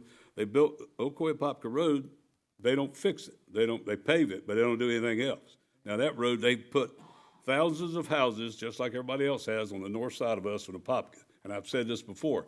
They all feed into Ocoee coming this way. They don't go back that way, they come this way. They really don't live in Apopka, but it's Apopka Mill in there. They all come down Ocoee-Apopka Road. And in the process of us trying to deal with the county about taking that road over and making sure we could do the things we want to do, they offered us what, Craig, $11,000? 16,000. $16,000. Now, figure up in the last few years of all the developments going on there with the warehouses and millions of square foot, how much tax dollars that was in impact fee credits that went to the county. They have not spent $1 of that to come back and set the paving. They won't fix anything. So these people come in, first words out of your mouth, and I remember back the first day we talked, you brought up the road. Somebody said road, you said, don't worry, that's what we're going to try to 4-lane it from West Road all the way down to Silver Star Road. So that's what kind of stuff you want to hear. Things, and I will say that sitting in the different meetings over the last couple of years with you guys and staff, it's amazing to me. You've hired perfect contractors to work on this job. You've got great people that are doing their job, and you've been here coming through, and I know you've done a great job trying to buy the properties that you bought. You haven't quibbled with a lot of them, so it's been a good thing. So that's also been a benefit to some people. So I have no problem knowing that you're going to make sure that's a place that's going to be a safe place there. So I think we're lucky to have that project, and if we can get that project here, it'll be a great benefit for the city of Ocoee, and that's what we want. All right, so. Thank you, Mayor. Commissioners, if you're not, are you through? We need to vote on 12 for the first part you read. Yes. I need a motion for the first part for the land use, comprehensive plan use. Huh? I did when I brought it up here. Okay, I didn't know if you said, okay. All right. I'll make that motion. Motion made by Commissioner Wilson for item 12. A second. Second. Seconded by Commissioner Fershner. We'll do the next one after this one. Any more comments on those? If not, let's vote. Motion carries unanimously. All right, number 13 in the zoning. Sorry. I need a motion. I'll make the motion Oh. to approve the zoning. Motion by Commissioner Scott Kennedy. Do I hear a second? I'll second it. Seconded by Commissioner Oliver. Any more comments? No more comments. Let's vote. This is your district, isn't it? Motion carries unanimously. Okay, sure. It bubbles, the balloons coming down from the top or anything like that? Well, nobody threw tomatoes at us tonight, so. No. I want right. to thank everybody one more time. I mean, this has been a true blessing of a long journey, and I want to thank everybody for their patience. And over that time, we feel like it's gotten a lot better, and it's going to produce a lot more for you guys and all the local. I see all the local entities in the past, or the sports entities that's going to really benefit from this, that we could share with and grow with. We're really excited for that, and we want to thank that. So, Thank you, Jim. Thank you. You got to drive back south tonight? no, we're sticking. Okay. All right. We're at item number 14. Second reading of ordinance updating Chapter 45 Arbor Code and Chapter 163 Trees on Public Lands. Code of Ordinances relating to the definition of a protected tree and tree protection, trimming removal requirements. Ms. Cordes, Director Cordes. Thank you, Mayor. Ginger Corliss, Development Services Director, and I'll be speaking to amendments to Chapter 45 of the Arbor Code and Chapter 163, Trees on Public Lands. I'm going to start, trees are important. And I can go on and speak all night, but I won't, Mayor, with this. But they're not just important environmentally, but they're also important for setting the community aesthetic of Ocoee. And I think it's very important because when we start speaking to tree removal, and that's what we're going to be speaking to, which you asked us to do, is relates to not just individual homes tree removal, but also the processes for which homeowners associations and property owner associations can seek any removal of trees within their communities and the processes they need to go through. Since you asked us to do this, we also took the opportunity to amend the code to address the Florida legislature changes it relates to addressing circumstances when trees can be removed without a permit, as well as taking a look at development standards for street pruning. One of the first things we did is actually to update the definition of a protected tree. protected tree being 8 inches or greater in diameter, or DBH, diameter breast height, which is basically 4.5 feet or 54 inches from that. But as well as we have added any tree, regardless of size and height, that has been newly planted as part of a construction project. We want to make sure those trees have a chance to grow, and that as plans come in and getting approved, that we then know that there's giving an opportunity to kind of create that aesthetic as they come through, because they said this is what we're going to be able to do. So with that, a permit is required to remove any protected tree except for trees on single-family detached residential lots that are determined to be of moderate or higher risk by landscape architect, licensed landscape architect, or certified arborist. And they have to be able to provide this. And we'll go through this in a second in more detail, so that if you don't have a risk assessment report prepared by a certified arborist or licensed landscape architect, you must go through the removal process. And what it means when I say tree removal without a permit, it only applies, and I'm going to hit only, to actively occupied single-family detached residential lots. It does not apply to townhomes. It does not apply to the right-of-way in front of a lot. It only applies basically to those single-family residents. When this happens, if you have a tree that is dying of poor health or some other conditions going in there, basically you can ask for that arborist or the landscape architect to do an assessment. The form that you see is actually an assessment form that is utilized by a certified arborist. It's an ISA, which is the International Society of Arboriculture, tree risk assessment form. And when they do that form, they really look at, is removal the only way to mitigate any potential risk, whether that is falling or doing damage to or potential of. So it's the only mitigating way. Perhaps it has an insect infestation. You can treat some of those. You can treat other mitigating factors through bracing and other components. So it really has to be, it is the only way to predict, really to protect our lives of our residents as well as the structures to that. So if you find, and they come out with us, basically the certification stating, yes, it needs to be removed, then the tree can be removed. But it has to be available when somebody goes to remove it. That certification has to be on site. If any of us ask for that, it has to be provided. And we are asking that that be provided in this update to the city within 10 days. Now, we're going to have to do some outreach when it comes to working with our tree companies, as well as the certified arborists and landscape architects working within the community, so they know to remind their property owners that they need to be able to submit that to the city within 10 days. Now, if you're using this process to remove a tree that is considered to be a dangerous tree, it still must comply with what we have as our basically our minimum lot tree requirements. Currently, that is 3 trees per lot for single-family detached residence, 1 for townhome, or 1 for a home that is on septic tank. That is our current code with that. And those are the only ways that somebody can remove a tree without permitting the process. Now, the code in the update, we actually outline the application submittal procedures, as well as continue to update just cause for removal, which really, again, going back is to the disease, that we're having damage, the tree is risk of falling, utility line interference, which is causing unsafe condition, and no other mitigating measures can reduce the risk but removal. We also took a look then at HOA and POA requests to remove protected trees, especially if they come in with multiple trees that they want to remove. We'll be able to take it in as administrative review under conditions that they don't change the aesthetic of the community. When a community comes in for a development plan review, they do so with a landscape plan. That landscape plan during those processes many times are then approved by this commission to move forward, because you're trying to create that aesthetic, that quality of life within the community.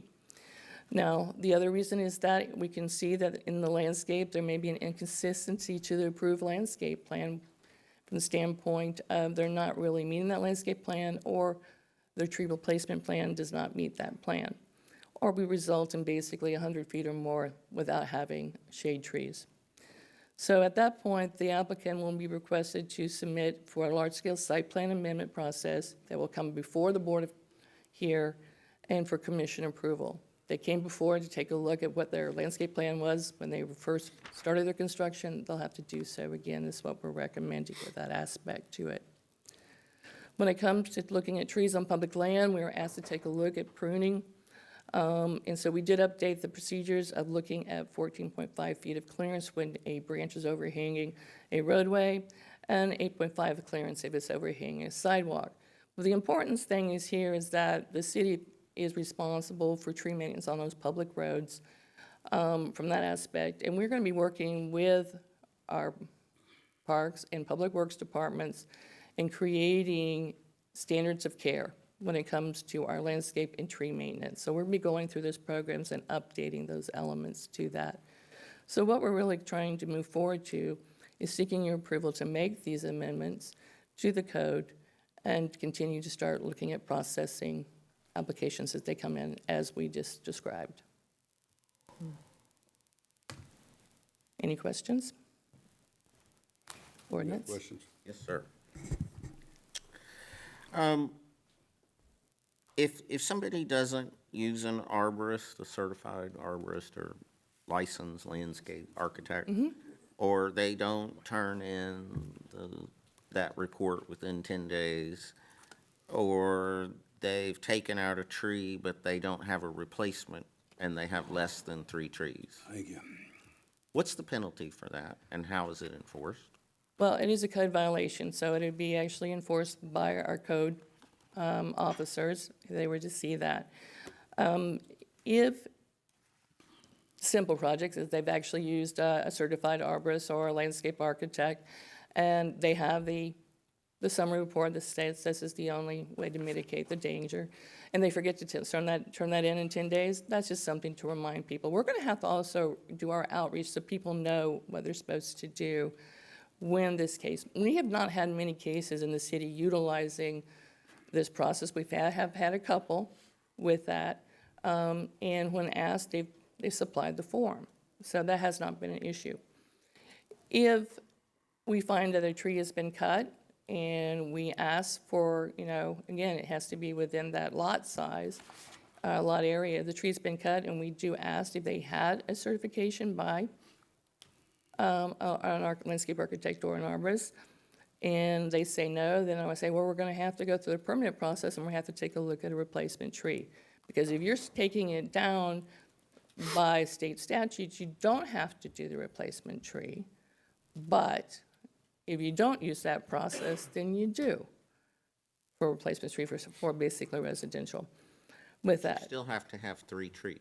No, that's a whole different issue. It's this whole compliance to land development code. You have to have 3 trees per lot. So we find that, okay, they take down the trees, the tree that actually is allowed to come down for a dangerous tree, then we'll have to work with them and coming up with a replacement tree. But it's not a replacement for that tree, it's a replacement for losing one of their minimum trees. Yeah, because I don't know if everybody knows this, but there aren't developers who leave more than 3 trees on single-family lots. So if you're taking down a tree, you need to replace it. In most cases, that is true. We do have lots that do have more than 3 trees and that have left natural areas, and that's one thing is one thing we are looking in the land development code update is actually changing the number of trees based on size of lot. Right now, it doesn't. Interesting. Any lot is basically 3 tree minimum is what goes in for land development code. So we are going to be addressing that as well, so that it's more fairly. If somebody has a small lot, doesn't have a room for a tree, it's kind of a fair argument. Perhaps it was, they don't have the room for 3 trees. And I've had that happen where we had to go through some discussion with that. So yes. Is there any requirements for stump grinding, et cetera? There is not a requirement in this code for stump grinding as it relates to a private property. I mean, with that aspect, because we're only addressing the tree removal process, which takes it down to usually a stump. Now, when it comes to public lands, we'll be addressing based on location and the importance to either to grind that stump, or in some cases, based in parks, we'll leave that stump because it becomes a different type of habitat. So, but from a standpoint, this code does not basically address the requirement to grind the stump. Within a subdivision, there's no requirement. Now, what your HOA may do, or your POA, they may require that a stump be ground for aesthetic reasons with that aspect, but this But code, people that live in a subdivision but don't live in an HOA, their neighbor can cut their tree down and leave it. at this point, they can do that, yes. That's not a code violation. That it's not a code violation based on the tree removal process. Okay, and my last question, in the HOAs, I like some of that. I certainly like the distinction being made that we're being thoughtful. That it doesn't significantly change the aesthetic character sounds very subjective to me. Can you, you had some quantitative factors, the 100 feet shade. Can you explain, is that the code enforcement board that will make No, that that is decision, or is that basically- developmental services? That is basically, when a permit request comes in through Development Services, we'll be having our development review team take a look at that. That will look from the standpoint of the information provided, which would be which trees, their location, why are you requesting them to be removed, photographs of that from the standpoint of the reasons for their removal process with that. We'll also take a look for those subdivisions and communities that have approved landscape plans. We'll be looking to say, okay, is this still meeting that intent of that aesthetic, of that quality of community that we approved? So we will be looking and making that determination. Now, if we find that it doesn't meet that criteria, that's when they come before you as a board to make that final determination as relates to whether they'll be approved or not to remove those trees. Okay, thank you. That's what I want to make sure of, that there's an evaluation by professional Right. staff, and if there's a disagreement, it comes to the commission. Right. Not to the citizen board. No. Code enforcement. Thank you. Good job. Thank you. Commissioner Wilson. No questions. Commissioner Forstner. Yes, will the city be contacting all the homeowners associations and tree service companies in the city, just making them aware that there has been changes to the Arbor Code? Yes, we're going to do a community outreach, which will be information. We'll do it through a variety of different ways, whereas a mailing to the HOAs and POAs, as well as using social media and other methods to be able to get the word out. We will be contacting those tree companies that do operate within the city to let them know as well. We know who they are, and we work with them. So, again, they're wanting to make sure that they do their job right as well. Yeah. And they're, again, wanting to make sure from the standpoint of the quality of the environment. Many of the trees companies are local tree companies too, so they want to make sure we're owning, doing that. Very good. You did a good job. Well, thank you. Commissioner Oliver. No question, just a comment. A couple of years ago, I was flying from Detroit to Miami, and I was looking out the window of the plane, and I looked at Miami, and I saw a concrete jungle. And I'm looking like, wow, there's no trees, there's no green space. So I want to thank you and thank the city for being responsible enough to maintain balance between our ecosystem and our development. That's one thing that I can say that we pride ourselves on, is maintaining that balance and looking out for our trees and our ecosystem as well as our water basins as well. So thank you, great job. Thank you. All right. Need a motion? Well, if we need to read You got to read, he's going to read it first. then we actually have a public Yeah. hearing. Thank you. An ordinance of the City of Ocoee amending Chapter 45, Section 45-4 of Article 1 and Sections 45-13 and 45-15 of Article 2 and Chapter 163, Section 163-8 of the City of Ocoee Code of Ordinances to clarify the definition of a protected tree, to require just cause for removal of a protected tree, to provide for a process for review and additional considerations for approval of a tree removal permit by the Development Services Director of the City of Ocoee and the City Commission, to establish standards for documentation when protected trees are removed on residential property without a permit, to establish standards for right-of-way tree pruning and to identify prohibited activities and providing for conflicts, severability, and an effective date. All right. Any more comments? No more comments. I need a motion. We need You a what? public hearing. Public hearing. Give me time. Public hearing. Anybody in the public? Nobody in the public? Wait a minute. You got to fill out a form. Yep. I guess so. Penalize you.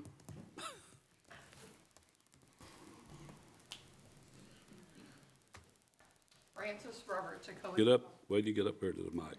Francis Roberts, Ocoee, Apopka Road is where I lived for 30 years. If you're gonna do a tree ordinance, why don't you make one of the trees have to be a fruit tree or something to provide for the neighborhood instead of just shade trees? Well, we actually can encourage fruit trees to be part of your landscape, but this is really to address those shade trees from the standpoint of the habitat.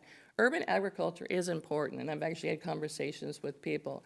And so people are welcome to do that, but we do mean to make sure that this is addressing the shade component, the shade trees.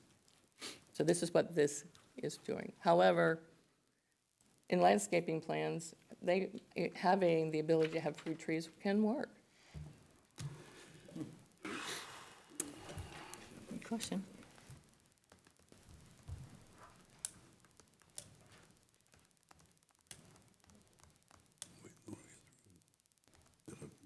That was my question. Once you get through with that.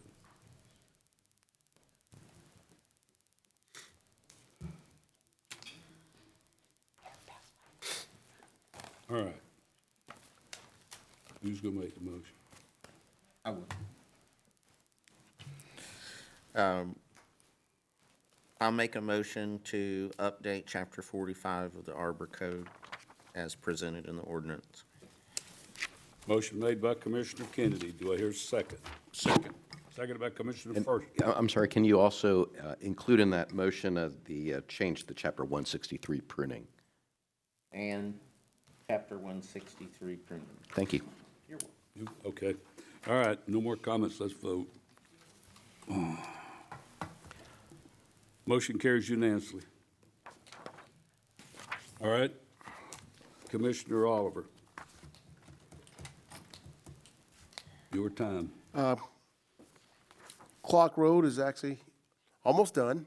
So I have been watching this pretty much every single day, and I've been calling the city staff every other day about this project. So I've been assured that the road should be done and open up with all 4 lanes by February 28th. So those that are anticipating, we're getting a little anxious right now, so we're hoping that it may be a little bit sooner than February 28th, but I've been told February 28th. March 11th is a citywide election. For those that are at home still waiting on your vote by mail ballot and it didn't show up, well, it's a good chance that you did not re-register for your absentee ballot. That means that December 31st of 2024, the state of Florida has scrubbed the rolls and you are required to re-register. If you want to vote in this election for March 11th, you have until March the 1st to re-register. You can contact the Supervisor of Elections Office through their website. You can also give them a call at 407-836-2070. It takes about 2 to 3 minutes to re-register yourself to vote in this election. Earlier tonight, I requested that we pull item 5 from the consent agenda for a brief discussion. I see that we're actually going to be taking over the Little League program for the city, and I did read the staff report on that, and it looks like from the financial impact, it was about maybe $17,000 that we'll be making on this particular project. But just reading the staff report, I don't have a full picture, and that's one of the reasons I pulled that. I want to see a full business plan. If we're going to be actually taking over this business, I would like to see a full business plan of this particular project and what it looks like with all of the revenue that's going to bring in, revenue sources, as well as all of the expense reports as well. Stop the clock a minute. Stop the clock a minute, will you? If you'd have called up City Hall or called that staff, you'd have got that report before tonight. I read the report. That's why we put that there, Commissioner. I'm reading the report right here. I know, but I'm saying, Yeah. You'd have knew what it was before that, so. Well, I read the report and I'm reading All it, right. but I would We're like to starting see the a clock back. full business plan, Yeah. as I was stating. I would like to see a full business plan. If we're going to take over any business, you want to see the full business plan of this thing here. So again, it's already passed, but that was just a concern that I had. And I'm sure that if anyone looked at this, they would probably want to see the same thing. But nonetheless, I digress. Let's see what else I have. That's actually all that I have, except for my quote. I'll leave you with my quote. Love is patient and kind. Love does not envy or boast. It is not arrogant, nor rude. It does not insist on its own way. It is not irritable or resentful. It does not rejoice in wrongdoing, but rejoices with the truth. Love bears all things, believes all things, hopes for all things, and endures all things. That's all I got. Thank you. Commissioner Ferstner? No, I don't have any comments tonight. Thank you, sir. Commissioner Wilson? Yes, I won't, Huh? I'll be careful what I say, so that I don't mess up what you have on your. Oh, go ahead. Okay. I'm gonna mark it off right here. I did ask for the shred event flyer to be placed up on, I think it's going to come up now. Thank you. The shred event will be taking place on March 15th, and from 9 to 11:30 at the Ocoee Police Department. It is an event that if you have more than 5 boxes, we ask that you call and let us know, because once the truck is full, we won't be able to accept any more. It is a fundraiser for the Ocoee Lions Club and the Ocoee Women's Club. The first box is free. Anything over that, they do ask for a donation of $5 as they're working on this event. We've been doing this for multiple years. I am a member of both clubs. Again, it's a wonderful event that you can get rid of all those things in your garage that you've been holding on to. Great way, I see the, yay. Again, if you have more than 5 boxes, we do ask that you let us know in advance so that, because that truck does reach capacity. We've had that where it's very close. A lot of folks have a lot of papers to get rid of, and it's a great way to do it securely. So March 15th from 9 to 11:30. Hope to see you there. The other event coming up is the conservation event, which is March 1st. It's going to be held here behind us at Bill Breeze Park. And again, the theme is conservation. And if you're interested in getting a rain barrel, please call in advance, because the city will provide rain barrels. If you are a City of Ocoee resident, and there will be plants that we have given away, that they give away. It's run by the utility department. It's kind of a redesign of the spring fling that we ran for years, except now the theme is conservation. And plants and rain barrels. Plants, you don't have to arrange in advance. It's first come, first serve. But the other item, the rain barrels, we do require you to pre-register for them. And again, you must be a city resident, because the money does come from a certain fund within the city. So 2 great events. Looking forward to them. Hope to see you there. They're always educational, and they're also enjoyable. Thank you. Commissioner Kennedy. Thank you, Mayor. I usually don't have comments, but I'm going to make a couple. We talked about misinformation, bad information, seems to happen continuously. On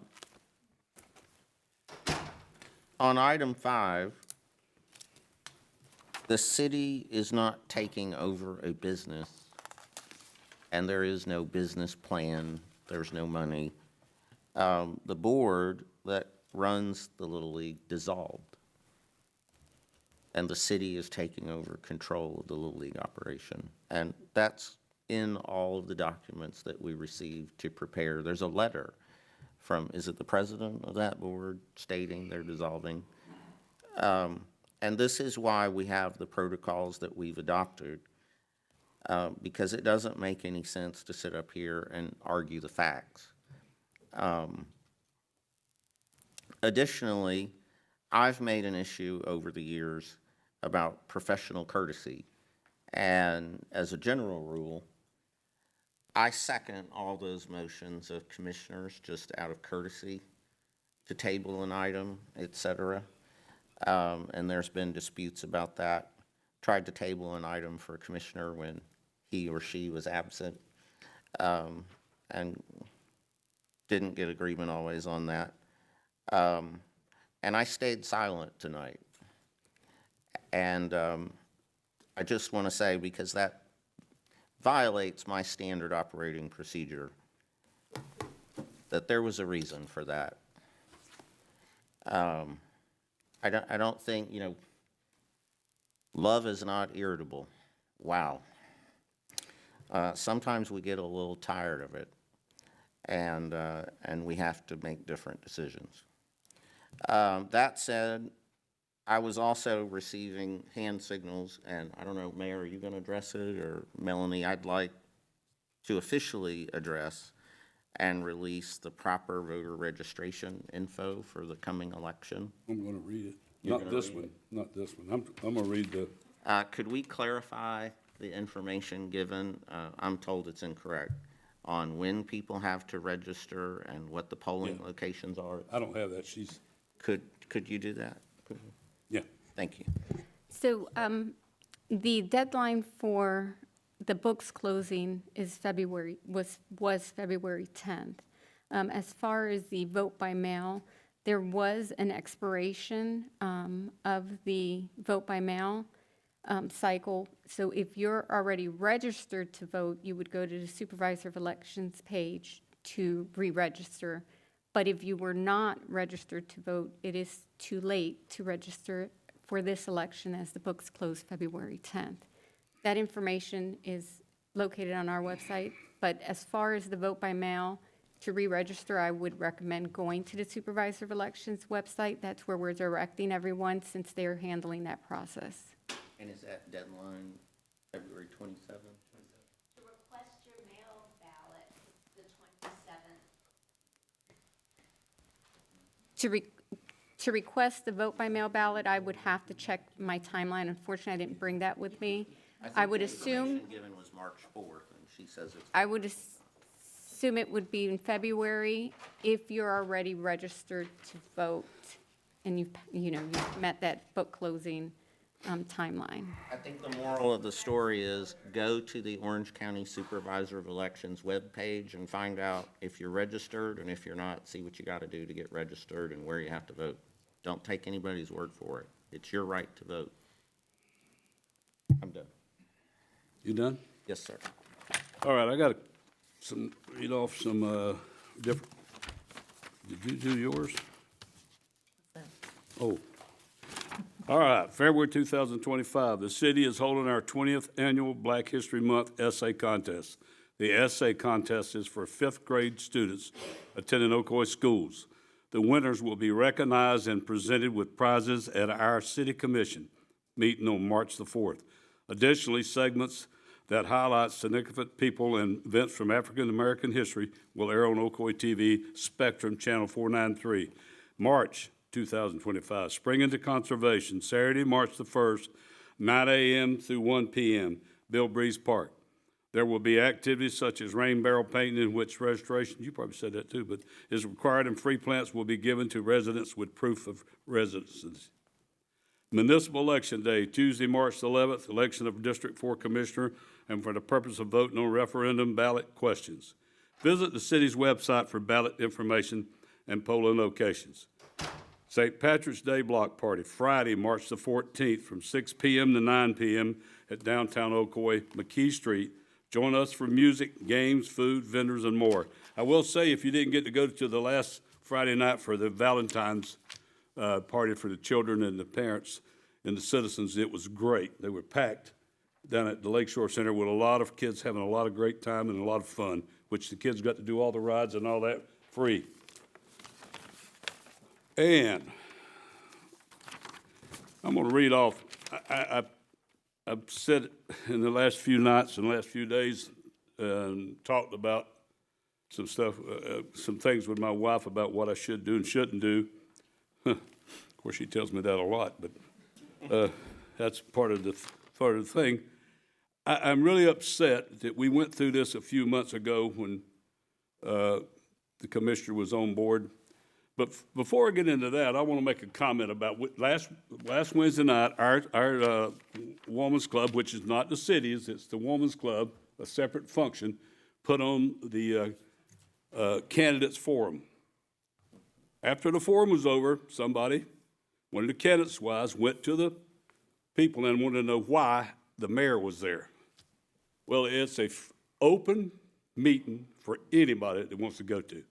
Even though I wasn't running for office, I am a citizen and I get to vote for things, but I still go to them. My wife and I both, we sat in the back and got out of the way. But there was no reason why I couldn't be there, but for some reason, she wanted to know why I got to go. But, so I just wanted to get that straightened out. That was opened by the Women's Club to put it on, not a city deal. The other thing is eligibility for residents required and proof. I've got the new, I'm going to read this off. Each candidate for the office of mayor shall, for at least 1 year before qualifying as a candidate for such office, be a bona fide resident of the city. The mayor shall, during the entire term of office, be a bona fide resident of the city.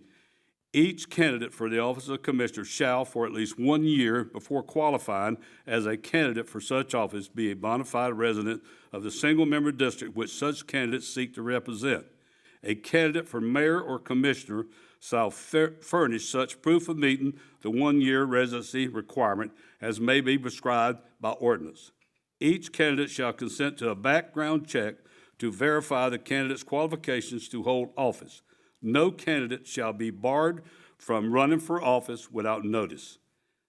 A hearing and clear and convincing evidence that the candidate is not required to hold office, effective with each full term commencing following January the 1st, 2022, the mayor or a commissioner who has held the same district office for 2 full terms is prohibited from appearing to the ballot for election to that office. Back during the election time, I was told after 2027, I wouldn't be able to run for mayor again.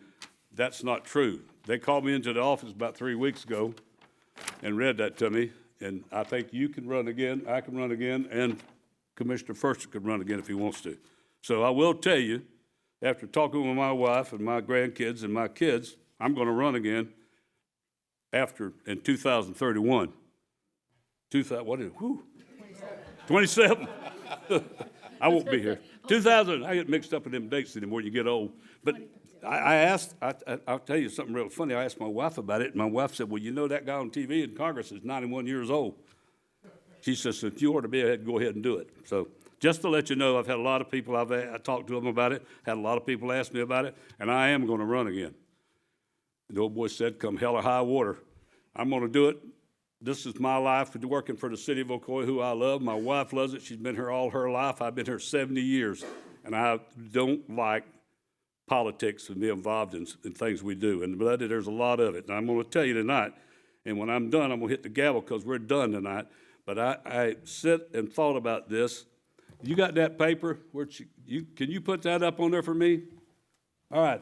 You can't see it, but there's Commissioner Oliver sitting up in a church on a Sunday telling them how bad we are, about how bad we had Project 25 or 22, whatever it's called. I don't even know what it is. But he told all of the parishioners out of the pulpit that we as commissioners set it up, brought them in to do our charter. Now, we have citizens who put on that board to do that. Not us, citizens who approved it.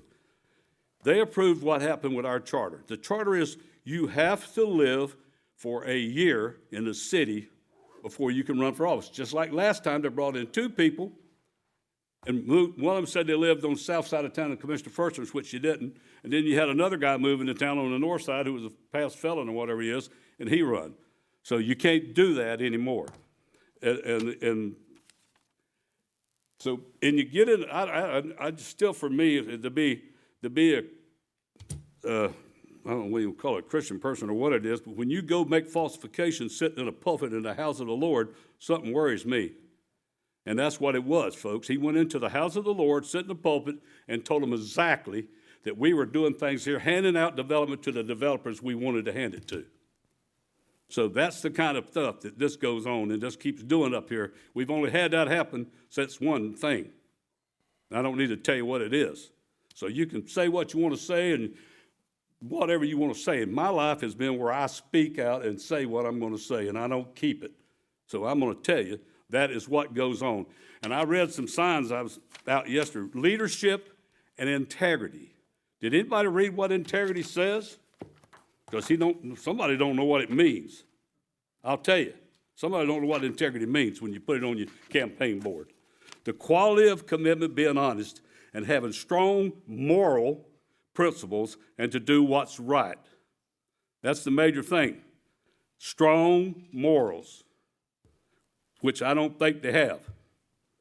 You communicating honestly, taking responsibility for your actions, making promises you keep, supporting organizations' values with or without recognition.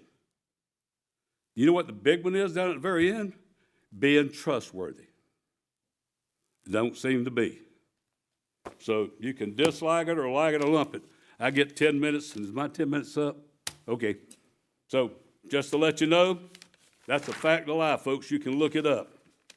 And after you said it, you're going to have to live with it. You said it, he has to live with it.